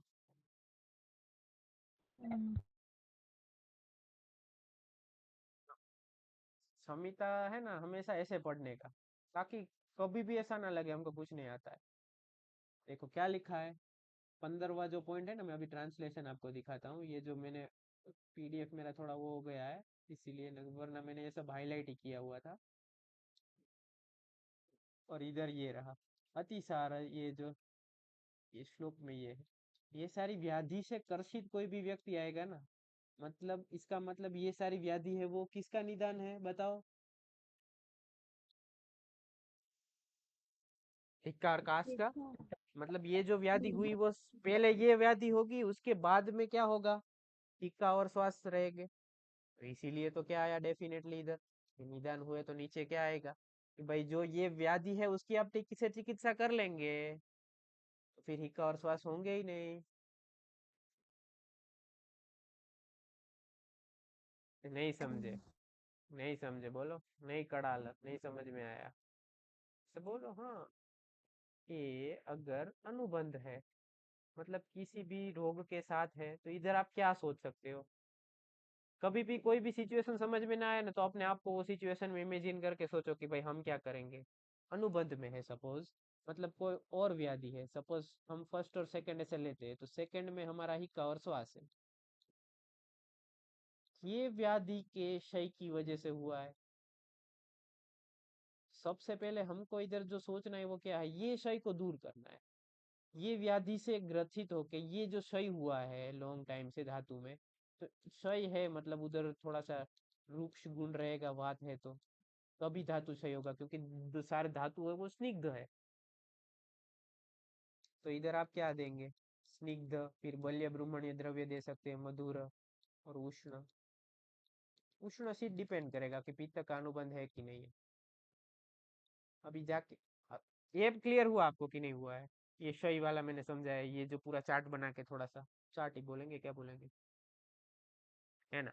अभी देखो, अभी उधर ऐसे पढ़ेंगे ना कभी भी समित हार्ड नहीं लगेगी, कोई भी है। देखो क्या लिखा है, स्वर क्षीणातिसार अश्रुत पक्षिदाह अनुबंधन मधुर स्निग्ध शीतेर हिक्का श्वासानुपाचरे। मधुर स्निग्ध शीत, डेफिनेटली मैंने तो ये श्लोक पढ़ा भी नहीं था, सब यही लिखा है, उष्ण शीत डिपेंड ऑन द दोस्त, तो इधर शीत है, पित्त का भी अनुबंध इन्होंने ले लिया। इसमें कुछ हार्ड है क्या? हमने श्लोक भी नहीं देखा था, तो भी हमने दिमाग लगा के किया कि भाई क्षय है, रुक्ष रहेगा, तो हम ये सब दे सकते हैं। लॉजिकल है नहीं ये? राटा मारने की जरूरत है कुछ? बोलो। हम्म।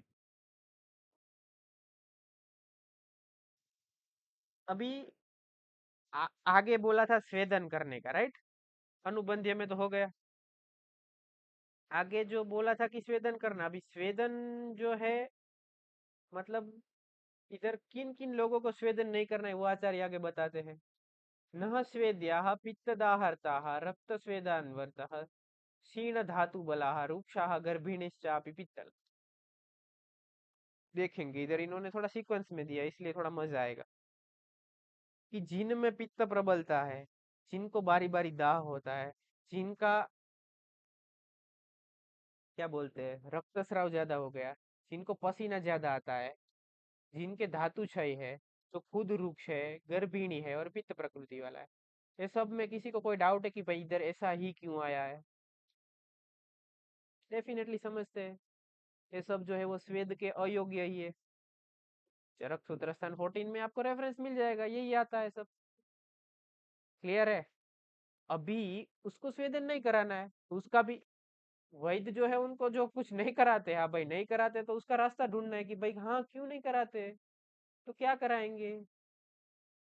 तो भाई वो स्वेद जो उसको नहीं कराते तो क्या करेंगे? डायरेक्ट स्वेद नहीं कराएंगे तो उसको इनडायरेक्ट स्वेद कराएंगे। हम किसी भी कोई भी इंसान को हम डायरेक्टली नहीं कहेंगे तो हम उसको इनडायरेक्टली कह सकते हैं ना। तो इधर ही है, उष्ण के पूरः कंठः स्नेह से के शर्करे ही उत्कारिका उपनाहस्त स्वेदयेन मृदुभिः शपणम। कि इधर आप जो है वो स्वेदन कैसा देंगे? मृदु स्वेदन दे सकते हो, जैसे कि आप परिषेक छिड़क सकते हो, पानी जो थोड़ा गर्म है वो थोड़े समय तक छिड़केंगे।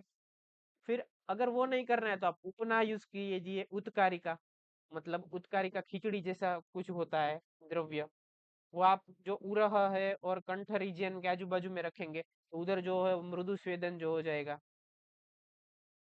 उत्कारिका जो है वो कौन से द्रव्य से बनानी है? तो वात हर द्रव्य, जैसे कि तिल है, मांस है, मांस नहीं, मांस रस नहीं, मांस, सॉरी मेरी गलती है, माश आएगा। माश मतलब उड़द होता है और मांस मतलब मांस रस होता है। गोधूम, कांजी वगैरह से बनाएंगे, राइट। अभी अगर इस वेद के वजह से कोई भी क्या हो गया, व्यापद हो गया, तो उसकी ट्रीटमेंट कैसे करेंगे? या तो कुछ स्वेदन नहीं कर रहे तो कुछ व्यापद, मतलब इधर व्यापद की चिकित्सा कैसे करेंगे? तो नवज्वराम दोषेषु वृक्ष स्वेदनम विलंघनम समीक्षे उल्लिखनम वापि कार्ये लवणम अम्बुना। कि अगर नवज्वर है, आम दोष है, तो उधर आपको स्वेदन करना है, वो कैसा करेंगे? रुक्ष स्वेदन करेंगे और उधर थोड़ा सा लंघन करेंगे। अभी नवज्वर है तो उधर आम रहेगा, आम में हमेशा आपको रुक्ष स्वेदन देना है या तो लंघन देना है। समीक्ष उल्लेखनम वापि कार्य लवणम अंबुना। कि उधर अगर दोष ज्यादा बढ़ गए हैं तो आप लवण अंबु, मतलब आप ये जो क्या बोलते हैं, सेंधव नमक जो होता है, उसके साथ आप गर्म पानी से क्या कर देंगे? वमन कर देंगे उसको ही क्या बोलेंगे? सद्य वमन कर सकते हैं आप। कब? जब दोष बहुत ज्यादा उत्कृष्ट हो गया, मतलब उसको बाहर ही निकलना है, आपको जस्ट खाली बोलना है बेटा अब जा सकते हो, है ना, राइट। अभी देखो, अगर वायु बहुत बढ़ गया है कोई भी कारण से, अति योगात वातम दृष्टवा वात भी है विषक, वात हर द्रव्य देना है, मांस रस देना है, उसको अति शीत वगैरह नहीं देना है, अभ्यंग वगैरह करना है, मतलब इन शॉर्ट बस्ती कर देना है आपको, तेल पान देना है, अभ्यंग देना है, इन शॉर्ट ये सब चीजें करके आप क्या कर रहे हो? वात का बाह्य और आभ्यंतर चिकित्सा कर रहे हैं। क्लियर हुआ? बाह्य चिकित्सा भी है, आभ्यंतर भी है, दोनों करेंगे तो वात का समन ज्यादा हो जाएगा अच्छे से, तो वात जो है वो जो बढ़ गया था वो क्या हो जाएगा? कम हो जाएगा।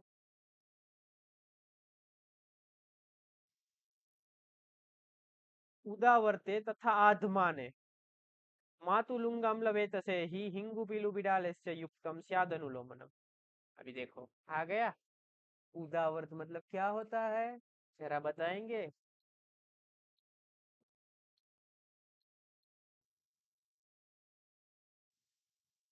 बोलो क्या होता है उदावर्त? अभी बताया था थोड़ी देर पहले आप लोगों ने ही, फिर से एक बार बता दीजिए। प्रतिलोम। हाँ, प्रतिलोम। तो जो लक्षण है उसके ऑपोजिट चिकित्सा देनी है, प्रति का उल्टा क्या होता है? अनुलोमन। तो इधर चिकित्सा भी क्या दोगे? अनुलोमन। इसमें कुछ रॉकेट साइंस था क्या? लगा क्या आपको? नहीं, ये सब द्रव्य है वो अनुलोमन है। अनुलोमन मतलब आप इधर प्राय क्या देंगे? थोड़े से पृथ्वी और जल महाभूत डोमिनेटिंग रहेंगे तो क्या है, मतलब ये ऐसे मॉडर्न में देखो तो ग्रेविटी की वजह से नीचे जाएंगे, ऐसा आप सोच सकते हो।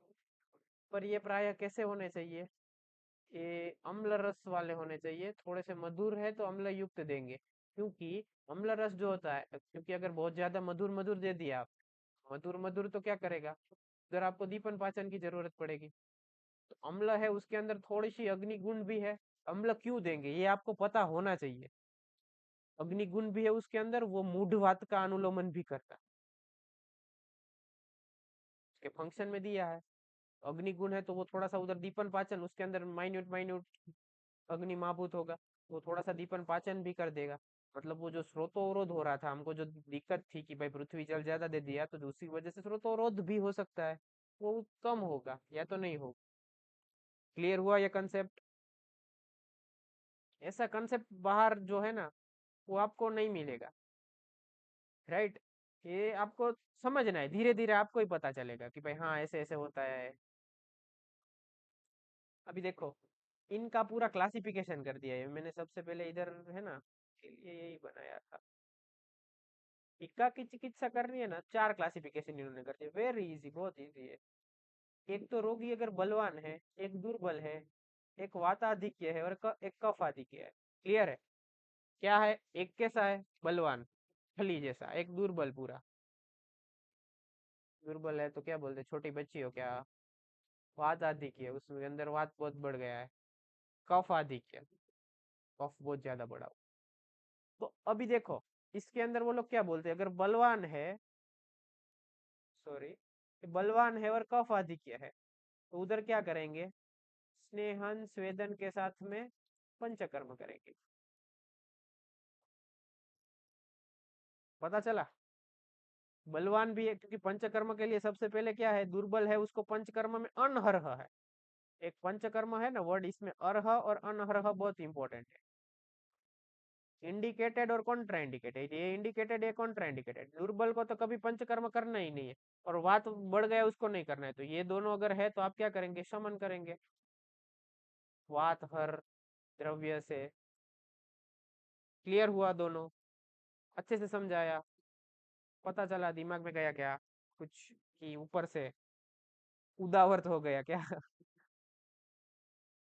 हाँ,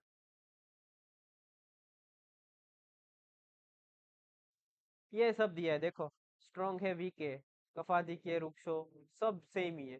मैंने शॉर्ट में आपको पूरा समझा दिया कि भाई अगर कफ वाला है, हेल्दी है, तो वमन विरेचन मतलब शोधन दो, धूमपान दो। वात वाला है, दुर्बल है, तो आप क्या, वात हर द्रव्य दो।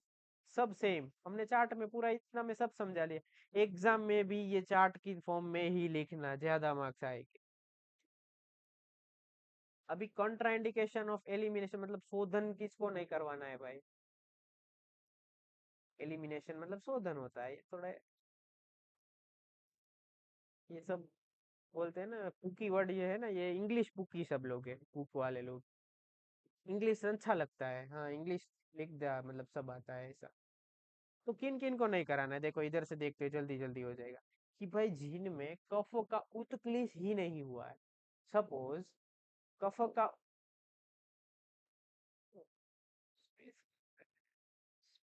एक मिनट हाँ,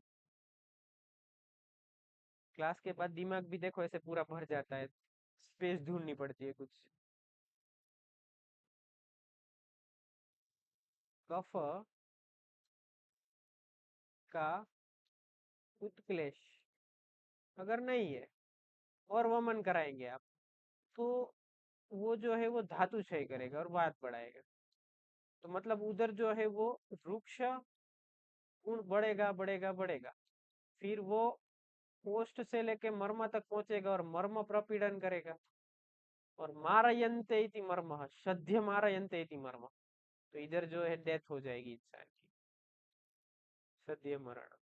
असंप्राप्ति इसका क्लियर हुआ क्या?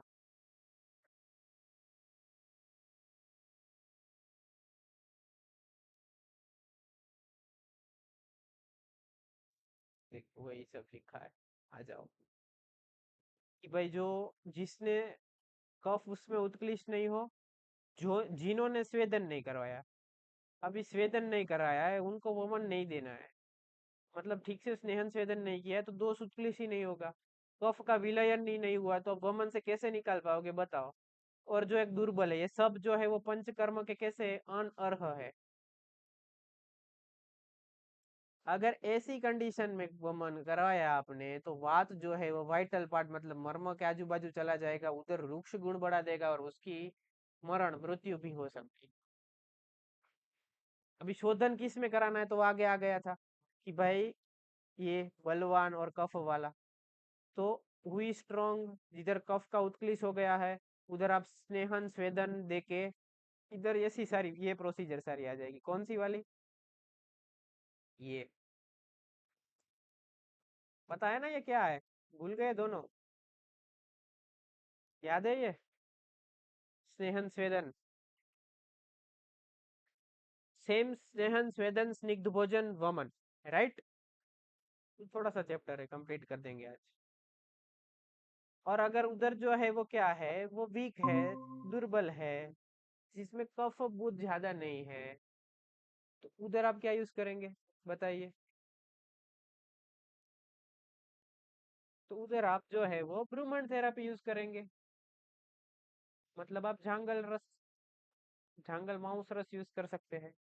फिर ये जो थोड़े से यूश और यवागु दिए है, ये जो है वो अग्नि को प्रदीप्त करने के लिए, स्रोतस को शुद्ध करने के लिए, ये सब जो यवागु के गुण जो ज्वर में दिए थे, इसलिए इधर भी उसको घृत भर्जित यवागु ये सारे यूज करेंगे। इनके नाम आपको खाली याद रख लेने हैं, इधर हम उसमें डिटेल में नहीं जाएंगे। नित्यब्दिका है, बिल्व फल है, मजा है, रासना है, वगैरह सब है, इसमें हम बहुत ज्यादा डिटेल में नहीं जाएंगे। हम सिद्धांत जो है ना उधर बहुत ज्यादा डिटेल में जाएंगे। ये दशमूल है, देवदारू है, ये सब इसके क्वाथ है। हिंगू सोवरचल क्वाथ है, कोल कुलथादि क्वाथ है, उष्णंबु के साथ पीना है, भारंगी। एक ये याद रखना, अष्टांग हृदय ने बोला है, कासे तू निदक धिका, श्वासे तू भारंगी। क्या बोला है? याद रहना चाहिए। कासे तू निदक धिका, निदिक धिका मतलब वो कंटकारी का फुल फॉर्म। अरे फुल फॉर्म क्या, सॉरी, सिनोनिम है, पर्याय है।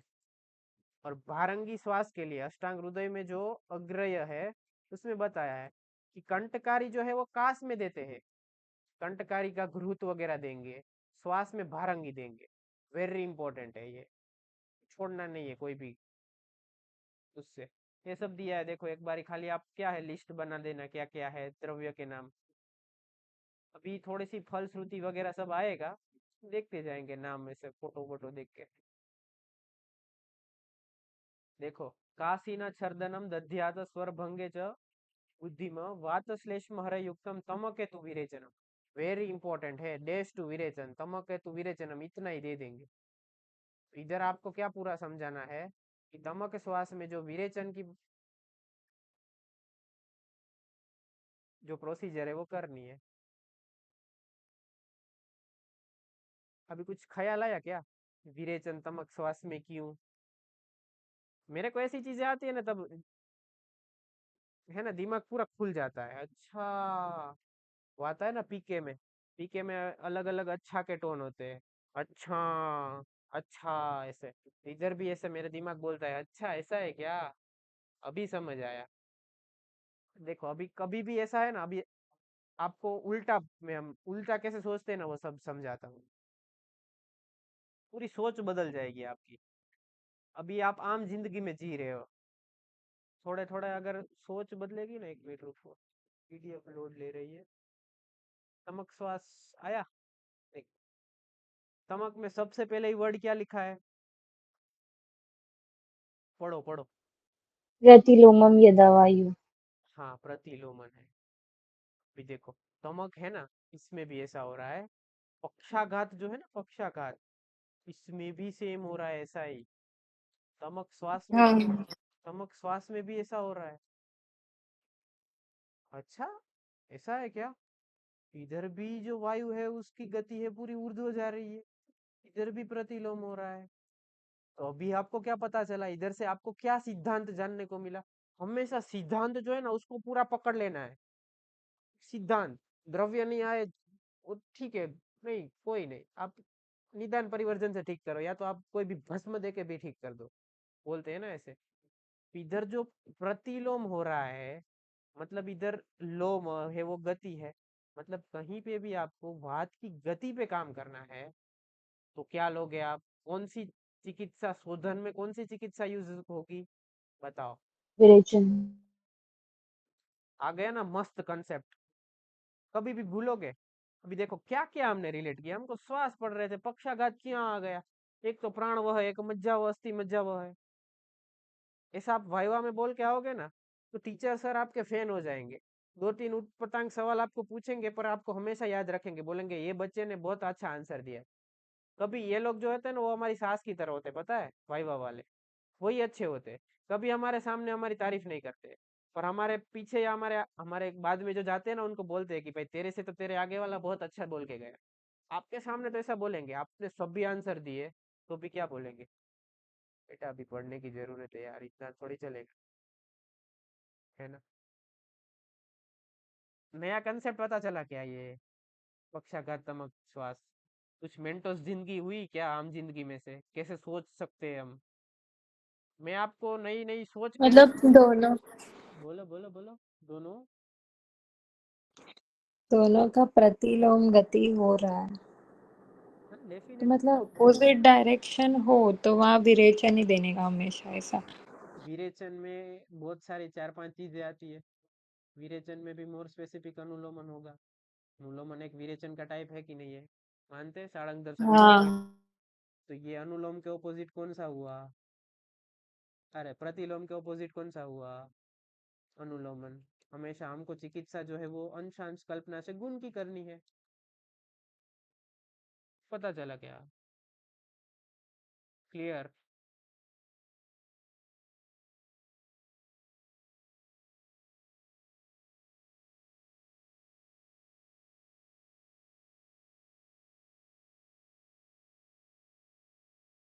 सोचा हम तो एंड में थे, 50 नंबर का श्लोक क्यों आ गए।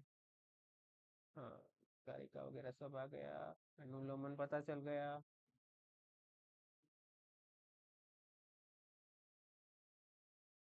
पक्षाघात में तो मृदु विरेचन बोल रहा है। हाँ, इधर भी आप प्राय मृदु, यहाँ मृदु ही देंगे ना पहले, क्योंकि वात साथ में है ना। हाँ। वातस्य उपक्रम स्नेह स्वेद संशोधनम मृदु। ये जो सिद्धांत आपको अगर सीखने हैं ना, बेस्ट बुक, आपका बेस्ट बुक बोलो, बेस्ट बॉयफ्रेंड बोलो, बेस्ट गर्लफ्रेंड बोलो आपके लिए, समिता, अष्टांग हृदय, बेस्ट। उसके भी 11 से 15वां चैप्टर आपको आ गया, तो जो ये मैं बोल रहा हूँ, मैं कुछ अलग ग्रंथ या कोई किसी के साथ पढ़ने गया, किसी ने मेरे को ऐसा बैठ के हाँ बेटा मैं तेरे को पढ़ाता हूँ, ऐसा किसी ने बोला ही नहीं है मेरे को। ग्रंथ में पढ़ा है, पेशेंट थोड़े से कॉलेज में देखे, थोड़े से जो गुरुजनों के पास गए उनके पास से देखे, उनका अनुभव सुना है, फिर पता चला है, फिर धीरे धीरे पढ़ा है, फिर और जूनियर को पढ़ाया है। हमेशा पढ़ाने से आपको ज्यादा कुछ सोचने को मिलेगा, सामने वाला डाउट पूछेगा, अच्छा ऐसा भी होता है क्या, आपको नहीं आया तो कोई नहीं, थोड़ी भगवान हो। नहीं आता है भाई, देख के पूछूंगा, किसी और से पूछ के बताऊंगा।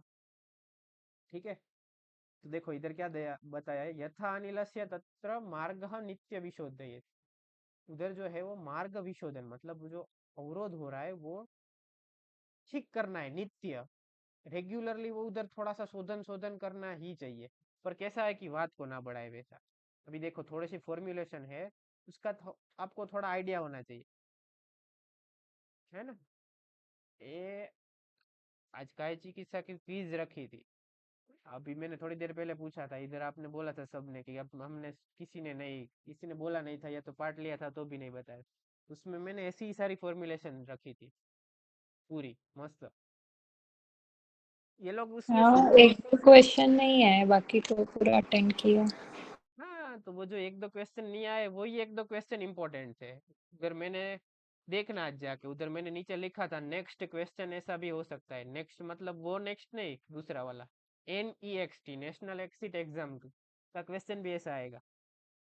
मैंने क्या लिखा था उधर क्वेश्चन, हुए माई, जानो मैं एक चूर्ण हूँ, मैं जो हूँ वो हाँ। पांडु की व्याधि में काम आता हूँ, मेरा फलश्रुति ये है, मैं जो है हूँ वो कृष्ण आत्रेय जी के द्वारा दिया गया हूँ, मेरी फलश्रुति ये है, मेरे को पहचानो मैं कौन हूँ, है ना। अलग अलग टाइप के MCQ, थोड़े से कॉमेडी भी लगेंगे आपको, और ये कॉमेडी वगैरह जो है ना वही आपको एग्जाम के टाइम पे याद रहेगा, राइट। तो शट आदि चूर्ण, ये देखो सब समन योग आएगा, तो इसका नाम सारा याद रखना है, समन योग करके लास्ट में लिखना है। शट आदि चूर्ण है, फिर मुक्त आदि चूर्ण है,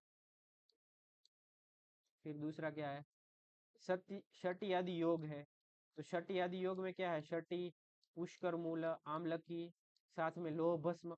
लोह भस्म है ना, थोड़ा सा इधर वो धातु वगैरह सही हो गया, इधर कभी कभी ब्लीडिंग होता है ना, तो हीमोग्लोबिन भी कम हो जाता है, इसीलिए इधर ये लोग लोह भस्म देते हैं।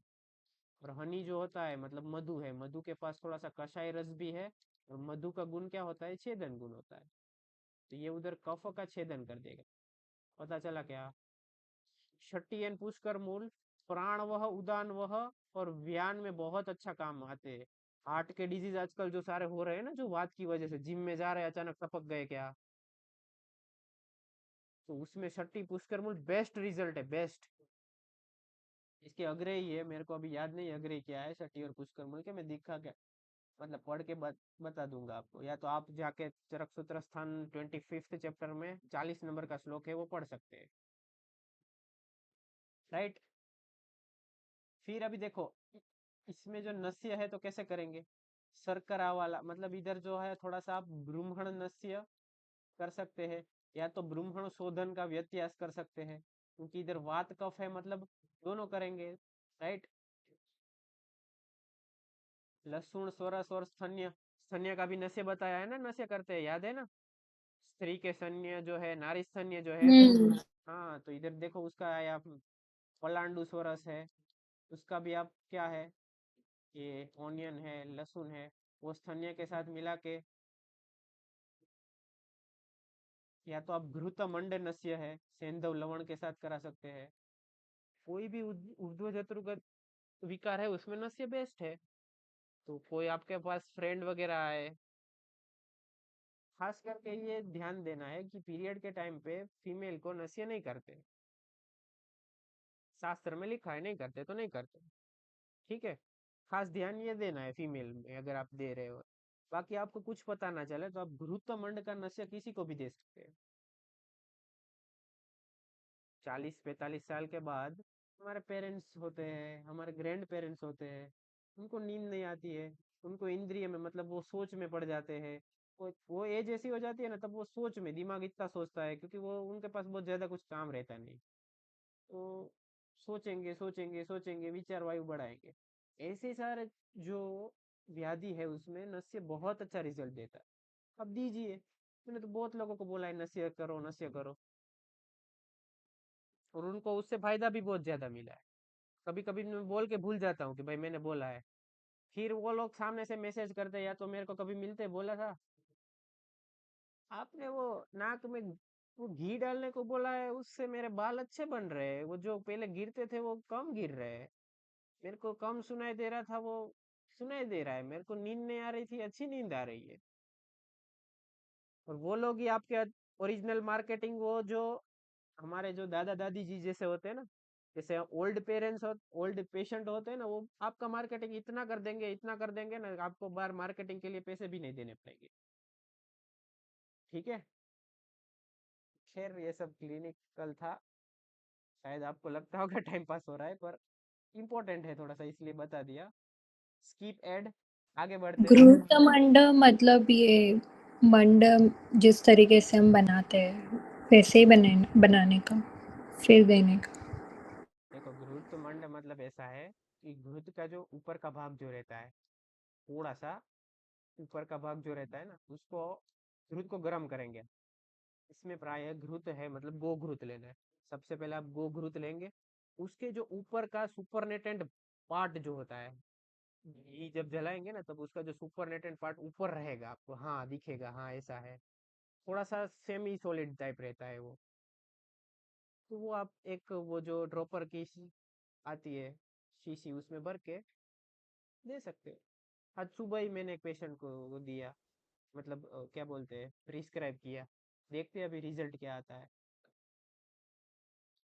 उनको क्या था, नींद में प्रॉब्लम था, साथ में उनको मतलब शायद, मेरे को एक दो को दिया, मतलब ये हाँ ये एग्जैक्ट हिस्ट्री तो उनकी याद नहीं, कर्ण में थोड़ा सा नाज आवाज आता है ऐसा बोलते थे वो, कान में मेरे को कुछ ना कुछ आवाज आ रहा है ऐसा।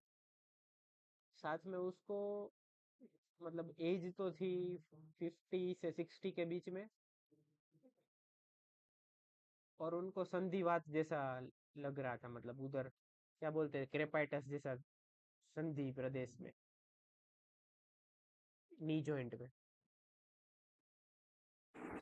तो आपने उस उन्हें नस्य दिया। नशे तो ये ऊर्ध्व जत्रु का था ना, नींद भी नहीं आ रही थी ना, ये वात के लिए दूसरी मेडिसिन दी थी ना। वात के लिए, वात के जो ज्यादातर पेशेंट रहते हैं ना, उनको ज्यादातर जब तक मेरे को देना होता है ना, तब मैं एक ही चीज देता हूँ, उससे मेरे को तो बहुत अच्छा रिजल्ट मिला है अभी तक। क्या हो सकता है, सोच सकते हो क्या? हरी तक की हरी या तक की, एरंडल। एरंड ब्रूस हरी तक की। सारी चीज हरी तक की होती है क्या? हरी तक की तो रुक्ष हुई। ज्यादातर वही लोग वही देते हैं। हरी तक की तो रुक्ष हो गई, वायु का अगर रुक्ष गुण से बड़ा हुआ है तो वो अनुपचय देगा, पेशेंट तो चांटा मारेगा मेरे को आके।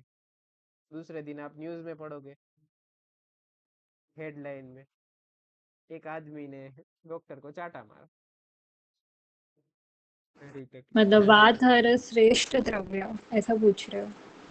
नहीं, ऐसा मैंने थोड़ी बोला, मैं दवाई दे रहा हूँ वो श्रेष्ठ हो ऐसी जरूरी थोड़ी है, मेरे को वो दवाई देने से रिजल्ट मिलता है, रिजल्ट मिला तो अच्छा है। द्रव्य, द्रव्य तो कोई भी दो, आपने तो उधर सिद्धांत यूज किया है खाली। पर बोल सकते हैं अभी की बात हर के लिए वो दो, वो श्रेष्ठ है, आचार्यों ने भी बोला है संहिता में। बोलो बोलो, दोनों बोल सकते हो, ऐसा नहीं एक ही बोलो। सोचो क्या हो सकता है। बाह्य के लिए रासना। तेल, न- बोलो बोलो, बाह्य के लिए। तेल, निर्गुंडी।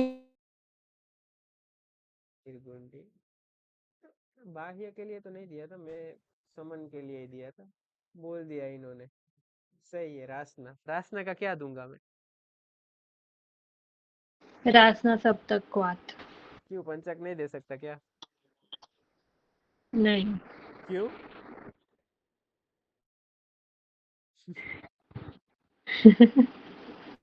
दो लोग लड़ते हैं ना, पंचक और सप्तक लड़ते हैं ना, तो बीच में महारासनादिक वात आके वो बोलते हैं ना, दो बिल्ली झगड़ती है तो बंदर फायदा उठा देता है।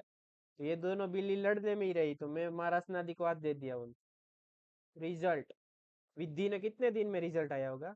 एक लेडी थी, उनको लंबे को बैक पेन था, 3.5 4 साल से वो जो है वो पेन किलर ले रहे थे।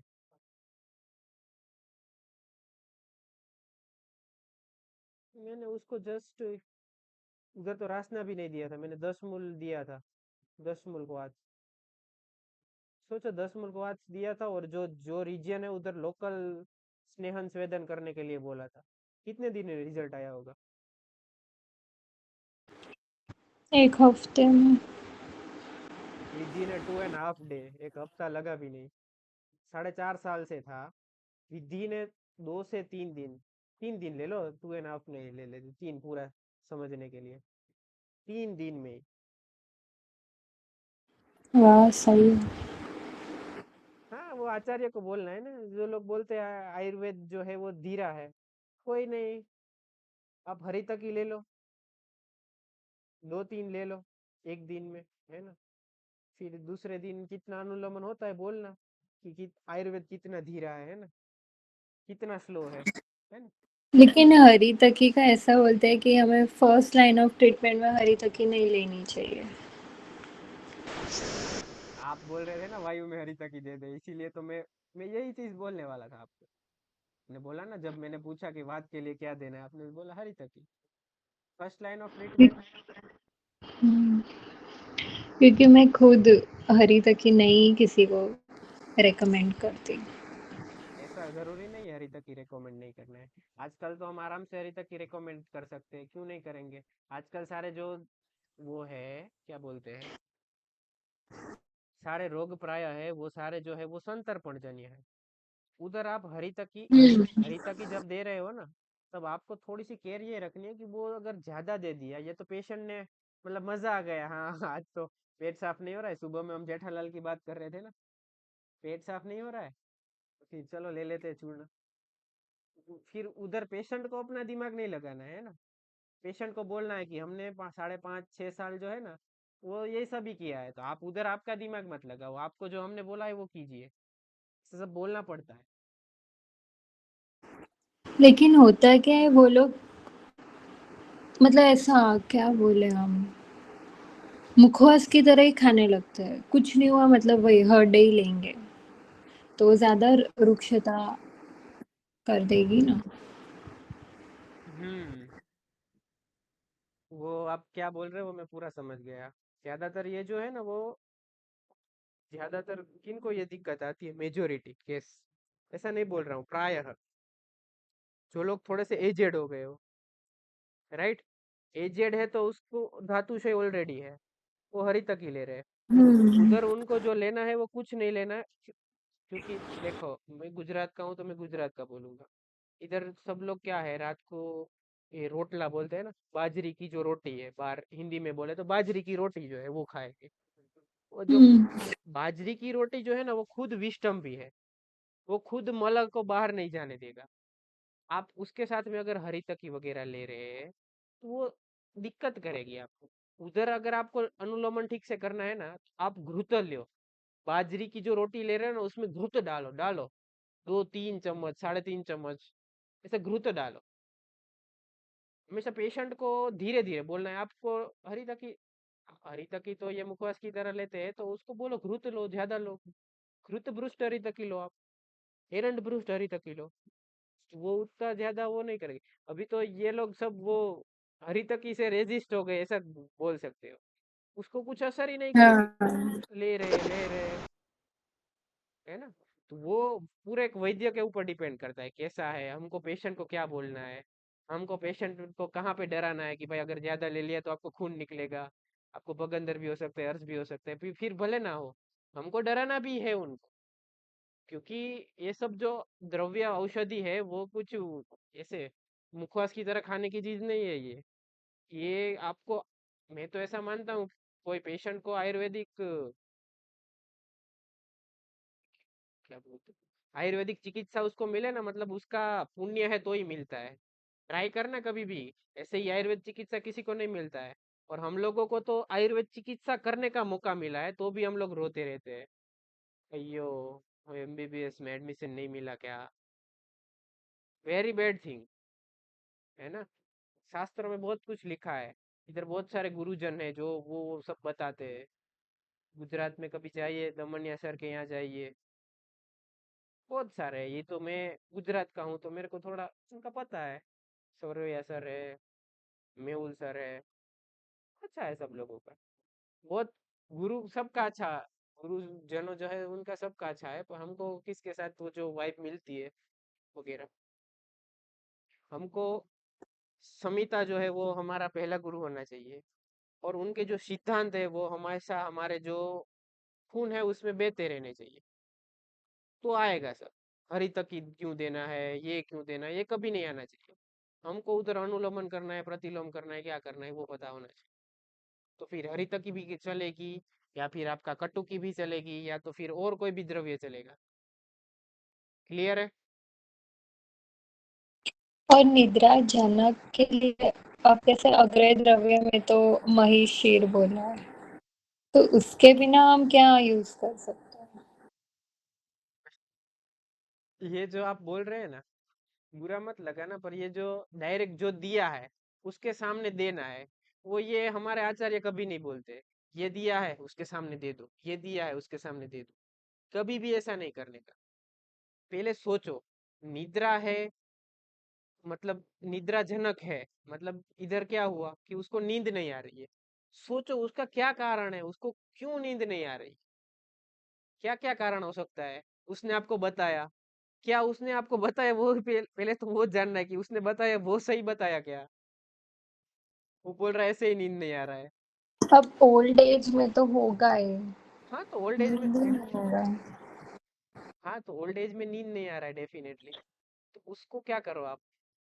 मैंने आज बोला ना, अभी पेशेंट का एग्जांपल मैंने नहीं दिया, मैं उसको नशे का नहीं बोला गया, तो उसको आप समन नशे दे सकते हो अगर माई शीर नहीं पीना है उसको तो। या तो आप उसको जो है थोड़ा सा डाइट है वो हेवी और निपन पाचन वाला दे सकते हो, तो थोड़ा सा कफ कर, जाती फल जायफल जो आता है जो हम लगन प्रसंग में खाने को मतलब मैरिज वगैरह में जाते हैं तब डालते हैं, तो वो जो निद्रा जनन करता है सब, खाली माहिशीर निद्रा जनन करता है, ये मानना है गलत होगा। और भी सारे द्रव्य है, उनको वात बढ़ गया है ना, उनका वात का आप शमन कर दो तो फिर नींद आराम से आ जाएगी। उसको आप मस्त मसाज कर दो थोड़ा सा, पाद तल। तभी भी 2 घंटे तो तभी भी वो पेशेंट 2 से 3 घंटा ही सो पाता है। तब बात शमन भी हम करवा दे तभी भी उनकी नींद खुली जाती है। तो फिर उनको सोच है ना, उनको ठीक से हिस्ट्री लेनी है, पूरी ठीक से कुछ नहीं मिलेगा उसको हिस्ट्री में। और भी आप ये जो क्या बोलते हैं मेद्य द्रव्य है वो सब दे सकते हो उधर, जटामांसी ब्राह्मी सब उसका नस्य देंगे, शमन के लिए वो द्रव्य देंगे। ये सब व्यत्यास करेंगे, देखेंगे उधर वात पित्त दोष है, वात दोष है, कौन सा दोष है। धीरे धीरे ये करके ही आपको रिजल्ट मिलेगा, डेफिनेटली मिलेगा। 110%, 100% नहीं। कभी कभी कुछ कोज होता है, ग्रैंड पेरेंट्स होते हैं तब कभी, ऐसे अक्सर केस जो मैंने देखे ना, ग्रैंड पेरेंट्स में होता है, दादा दादी में। तो उसमें क्या होता है, या तो दादी जी चल बसे या तो दादाजी चल बसे, दोनों में से। या तो दादाजी दादी जी को कोई और ख्याल है जो पूरे मतलब ऐसे कर रखे हैं, इनकी वजह से बीच बीच में इनकी नींद खुल जाती है कोई भी कारण से, या तो ठीक से नींद नहीं आती है, थोड़ी देर नींद कर लेते हैं फिर। तो फिर ऐसे जो क्या बोलते हैं ब्राह्मी वगैरह जो मेद्य द्रव्य आप उधर दे सकते। ठीक है, ये सब साथ में ट्रीटमेंट आप नस्य उसका कर सकते हैं, ब्रह्मण्य नस्य कर सकते हैं। मधुर द्रव्य थोड़ा सा ज्यादा रखेंगे, पर मधुर द्रव्य और थोड़ा सा उष्ण, स्निग्ध और उष्ण द्रव्य जो वात को शमन करे, डेफिनेटली नींद आएगा। ओके,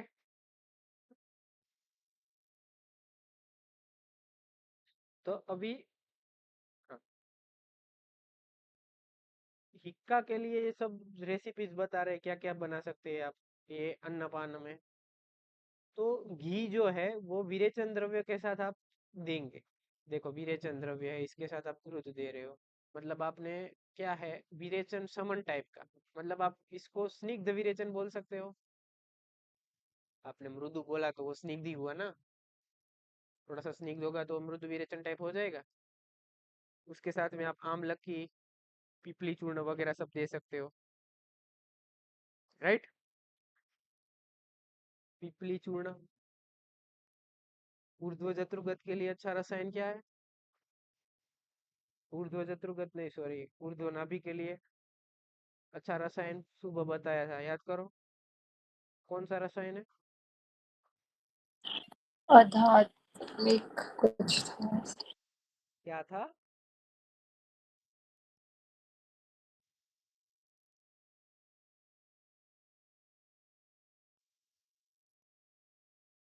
वर्धमान पिपली रसायन। पिपली, पिपली आया तो मेरे को क्या क्या याद आएगा, त्रीणी द्रव्याणि नाति उपयुंजेत, क्या क्या आएगा त्रीणी द्रव्य बताओ। एक पिपली आ गया, दूसरा क्या आएगा, पिपली क्षार, और सोचना क्या है तीसरा द्रव्य, चरक विमान स्थान में दिया है ना। लवण। ठीक है ना, ऐसे पढ़ते हैं देखो। शायद आज किसी ने मेरे को पूछा था, याद नहीं है मेरे को, समिता कैसे पढ़ते हैं, आप कैसे पढ़ते हैं। तो ऐसे पढ़ते हैं समिता, पूरा उल्टा रेट्रोस्पेक्ट। इधर से फिर पीजी का भी पूछे आपको पिपली कहाँ कहाँ पे है तो सारा याद आ जाएगा, द्रव्य गुण भी आज याद आ जाएगा। साथ में आपने सारा सब्जेक्ट का रिवाइज आ गया, पिपली का रस कटु है, ये रसायन क्यों हुआ, कटु रस है तो कटु रस है, कफ का काम करता है। ऊर्ध्व नाभि में कफ रीजन, उरर रीजन में कफ होता है तो कफ पे काम कर रहा है डेफिनेटली हाँ। पिपली जो है वो दीपन पाचन का भी थोड़ा सा काम करती है, तो वो जो है स्रोतस को उधर शुद्ध कर देगा, तो वो रसायन की तरह काम करेगा। रसायन मतलब रस आदि धातु का कंटिन्यूअसली फ्लो होना, अयन होना। कंटिन्यूअसली फ्लो कब होगा, जब उधर रास्ते में कुछ मार्ग अवरोध वगैरह नहीं होगा। मार्ग अवरोध कब नहीं होगा, जब उधर आम नहीं होगा। आम कब नहीं होगा, जब दीपन और पाचन दोनों अपने आप काम कर रहे हैं। दीपन और पाचन काम नहीं कर रहे तो बाहर से दीपन पाचन देना पड़ेगा ताकि वो आम ना रहे, आम ना रहे तो वो जो मूवमेंट है वो कंटिन्यूअसली रहे। आपका रसायन फंक्शन हो गया। क्लियर हुआ क्या।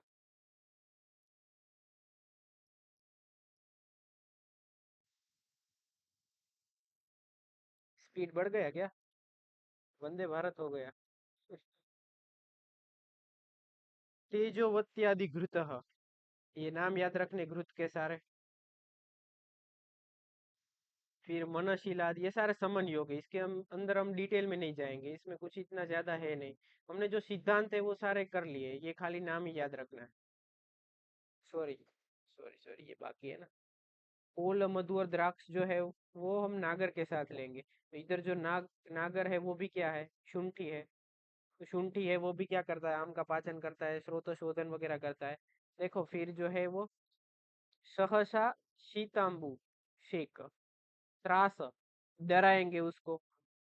विस्मापन, उसको सरप्राइज वगैरह देंगे। भय, क्रोध, ये इम्पोर्टेंट है ना थोड़ा सा।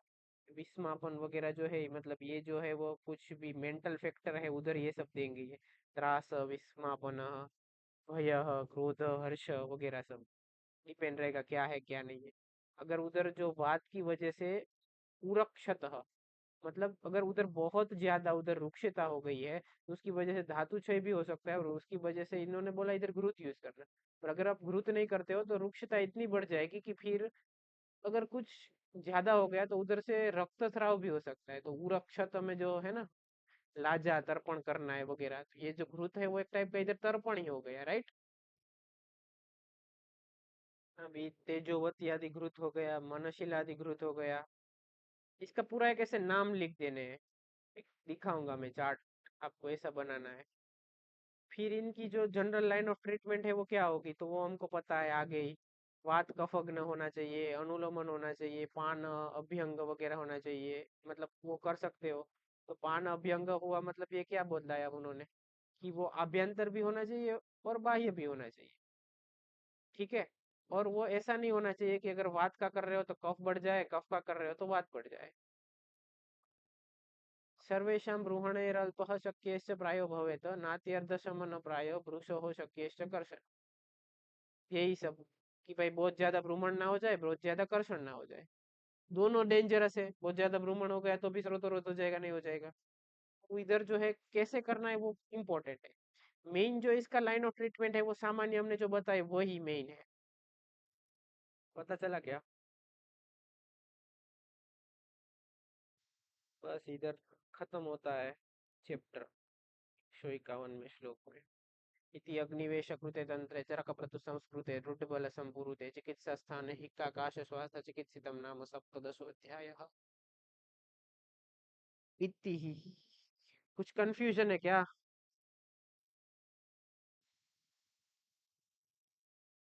क्लियर हुआ दोनों को? दो ही लोग है ना, हाँ हमेशा। हमेशा स्टार्टिंग में ऐसा ही होता है। स्टार्टिंग में 10 लोग होंगे, 12 लोग होंगे, बहुत ज्यादा ज्यादा लोग। मैं बोलने वाला था फिर बोला कि भाई सब लोग बुरा मान जाएंगे। एमसीक्यू जब काय चिकित्सा के थे ग्रुप में, स्टार्टिंग के देखना, हमेशा ऑब्जर्व करते रहना है, ये सब जो रखता हूँ वो उसके लिए ही है। स्टार्टिंग में आप देखो कितने लोगों ने, 40 50 60 लोगों ने अटेम्प्ट किया है। हमेशा मैं अटेम्प्ट करने का क्यों बोलता हूँ, ग्रुप में तो 500 लोग हैं, उसमें से खाली 50 लोग ही एक्टिव है, एक्टिवली पार्ट ले रहे हैं। मतलब 10% लोग ही पार्ट ले रहे हैं। तो अगर वो 10% में आप हो तो डेफिनेटली वो जो लोग एक इनएक्टिव है उससे डेफिनेटली आप आगे हो। वो मैं ब्लैंक पेज में लिख दे सकता हूँ, डेफिनेटली, राइट। आजकल क्या है, एनसीआईएसएम सिलेबस के अकॉर्डिंग कुछ स्ट्रिक्टली मिलना, स्ट्रिक्टली एनसीआईएसएम सिलेबस के अकॉर्डिंग वो बहुत हार्ड हो गया है। बाहर तो कुछ भी चल रहा है। अगर कम से कम आप पैसे ले रहे हो, ठीक है, पर पैसे ले रहे हो तो अच्छा मटेरियल देना चाहिए आपको, स्ट्रिक्टली एनसीआईएसएम के अकॉर्डिंग। पैसे भी ले रहे हो, सीसीआईएसएम के अकॉर्डिंग भी दे रहे हो, तो कुछ ना पीजी के इंसान रहेंगे ना यूजी के रहेंगे। सो ऐसे इश्यूज बहुत आते हैं मेरे को, तो वो सब देखना है। और रेगुलर रहिए, लास्ट तक रहेंगे तो आपको कुछ ना कुछ तो लेके जाएंगे इसमें से, राइट। समझ में आया आज का सेशन? इंटरेस्टिंग लगा ऐसे सेशन समिता के रखने हैं आगे से, कि भाई बंद कर दे? रखना है। रखनी है। और क्विज में पार्ट लेंगे क्या बी से? लेना है हाँ? वो एमसीक्यू बहुत बूस्ट करेगा, जब पेपर देने जाओगे तब पता चलेगा, राइट। हाँ बाकी फाइनल ईयर है वो थोड़ा सा लेकिन तुमको अभी तो ऑलरेडी एनसीएसएम का जो न्यू पैटर्न है पेपर का, उसमें 20 एमसीक्यू तो आते ही हैं। तो यूनिवर्सिटी में तो मुश्किल से 10+ एमसीक्यू सही होते हैं, बाकी मोस्ट ऑफ तो 10-12 इतने ही होते हैं। 10-12 होते हैं ना, तो वो 15 करने हैं पहले। ये वही ज़्यादा स्कोरिंग एमसीक्यू ही होता है, क्योंकि उसमें अगर अच्छा सा स्कोर हुआ ना तो फिर आगे प्रॉब्लम नहीं होता, देखो लेकिन उसी में इतने मार्क्स कट जाते हैं। सिंपल सा फंडा होता है, एमसीक्यू में आपने 15+ मार्क्स ले लिए ना, तो आपका 70 अप जाने के चांस डेफिनेटली बढ़ जाते, हो गए समझो ना, बढ़ जाते नहीं, हो ही गए 70+, 75+। 15+ गया एमसीक्यू में तो 75+ सोच ही लेने का, हाँ मिल जाएगा। क्योंकि 15+ एमसीक्यू उसको ही मिलता है जिनको थियरी में मतलब आइडिया रहता है, वो क्लियर कर पाएगा, राइट। और हमेशा लोगों की क्या ना, बहुत खराब मेंटालिटी है। मैं उसके पूरा 100 नहीं, मैं 200% उसके खिलाफ, कि भाई मैंने ये टॉपिक हिक्का का श्वास पढ़ा, तभी मैं हिक्का का श्वास का एमसीक्यू करूंगा। मैंने नीट में भी ऐसा नहीं किया है भाई, जब मैंने नीट दिया था तब मैंने भी ऐसा नहीं किया है, मैं तो पूरा उल्टा करता था। मैंने पूरे बायोलॉजी के समथिंग, आप सोचो ना, ये 1.5-2-3 लाख जितने एमसीक्यू किए थे, ड्रॉप ईयर एक ड्रॉप लिया था, मतलब वो सब इंक्लूड करके 340 मार्क्स आए थे मेरे को बायोलॉजी में। और बायोलॉजी में उधर उस टाइम से एमसीक्यू की प्रैक्टिस है मेरे को। तो आपको भी एमसीक्यू की प्रैक्टिस वो रखनी है, कि भाई एमसीक्यू फटाफट रीड कैसे करना है और फटाफट एक्यूरेसी के साथ कैसे करना है। किसी किसी लोगों का पेपर वो क्या बोलते हैं, छूट जाता है, तो उसके लिए फिर लोग सोशल मीडिया पे लेक्चर लेने के लिए रखते हैं कि भाई how to pass in exam in this days, DM इसका लिंक भेजो, फिर 150 रुपए डालो तो फिर हम बताएंगे कैसे पास होंगे।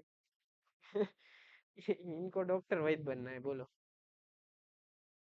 तो ऐसा है, ठीक है। आगे आगे ऐसे एमसीक्यू भी आएंगे, तो आप लोगों को एक्टिवली पार्ट लेना है ये सब चीज़ों में, ये इम्पोर्टेंट है, ठीक है।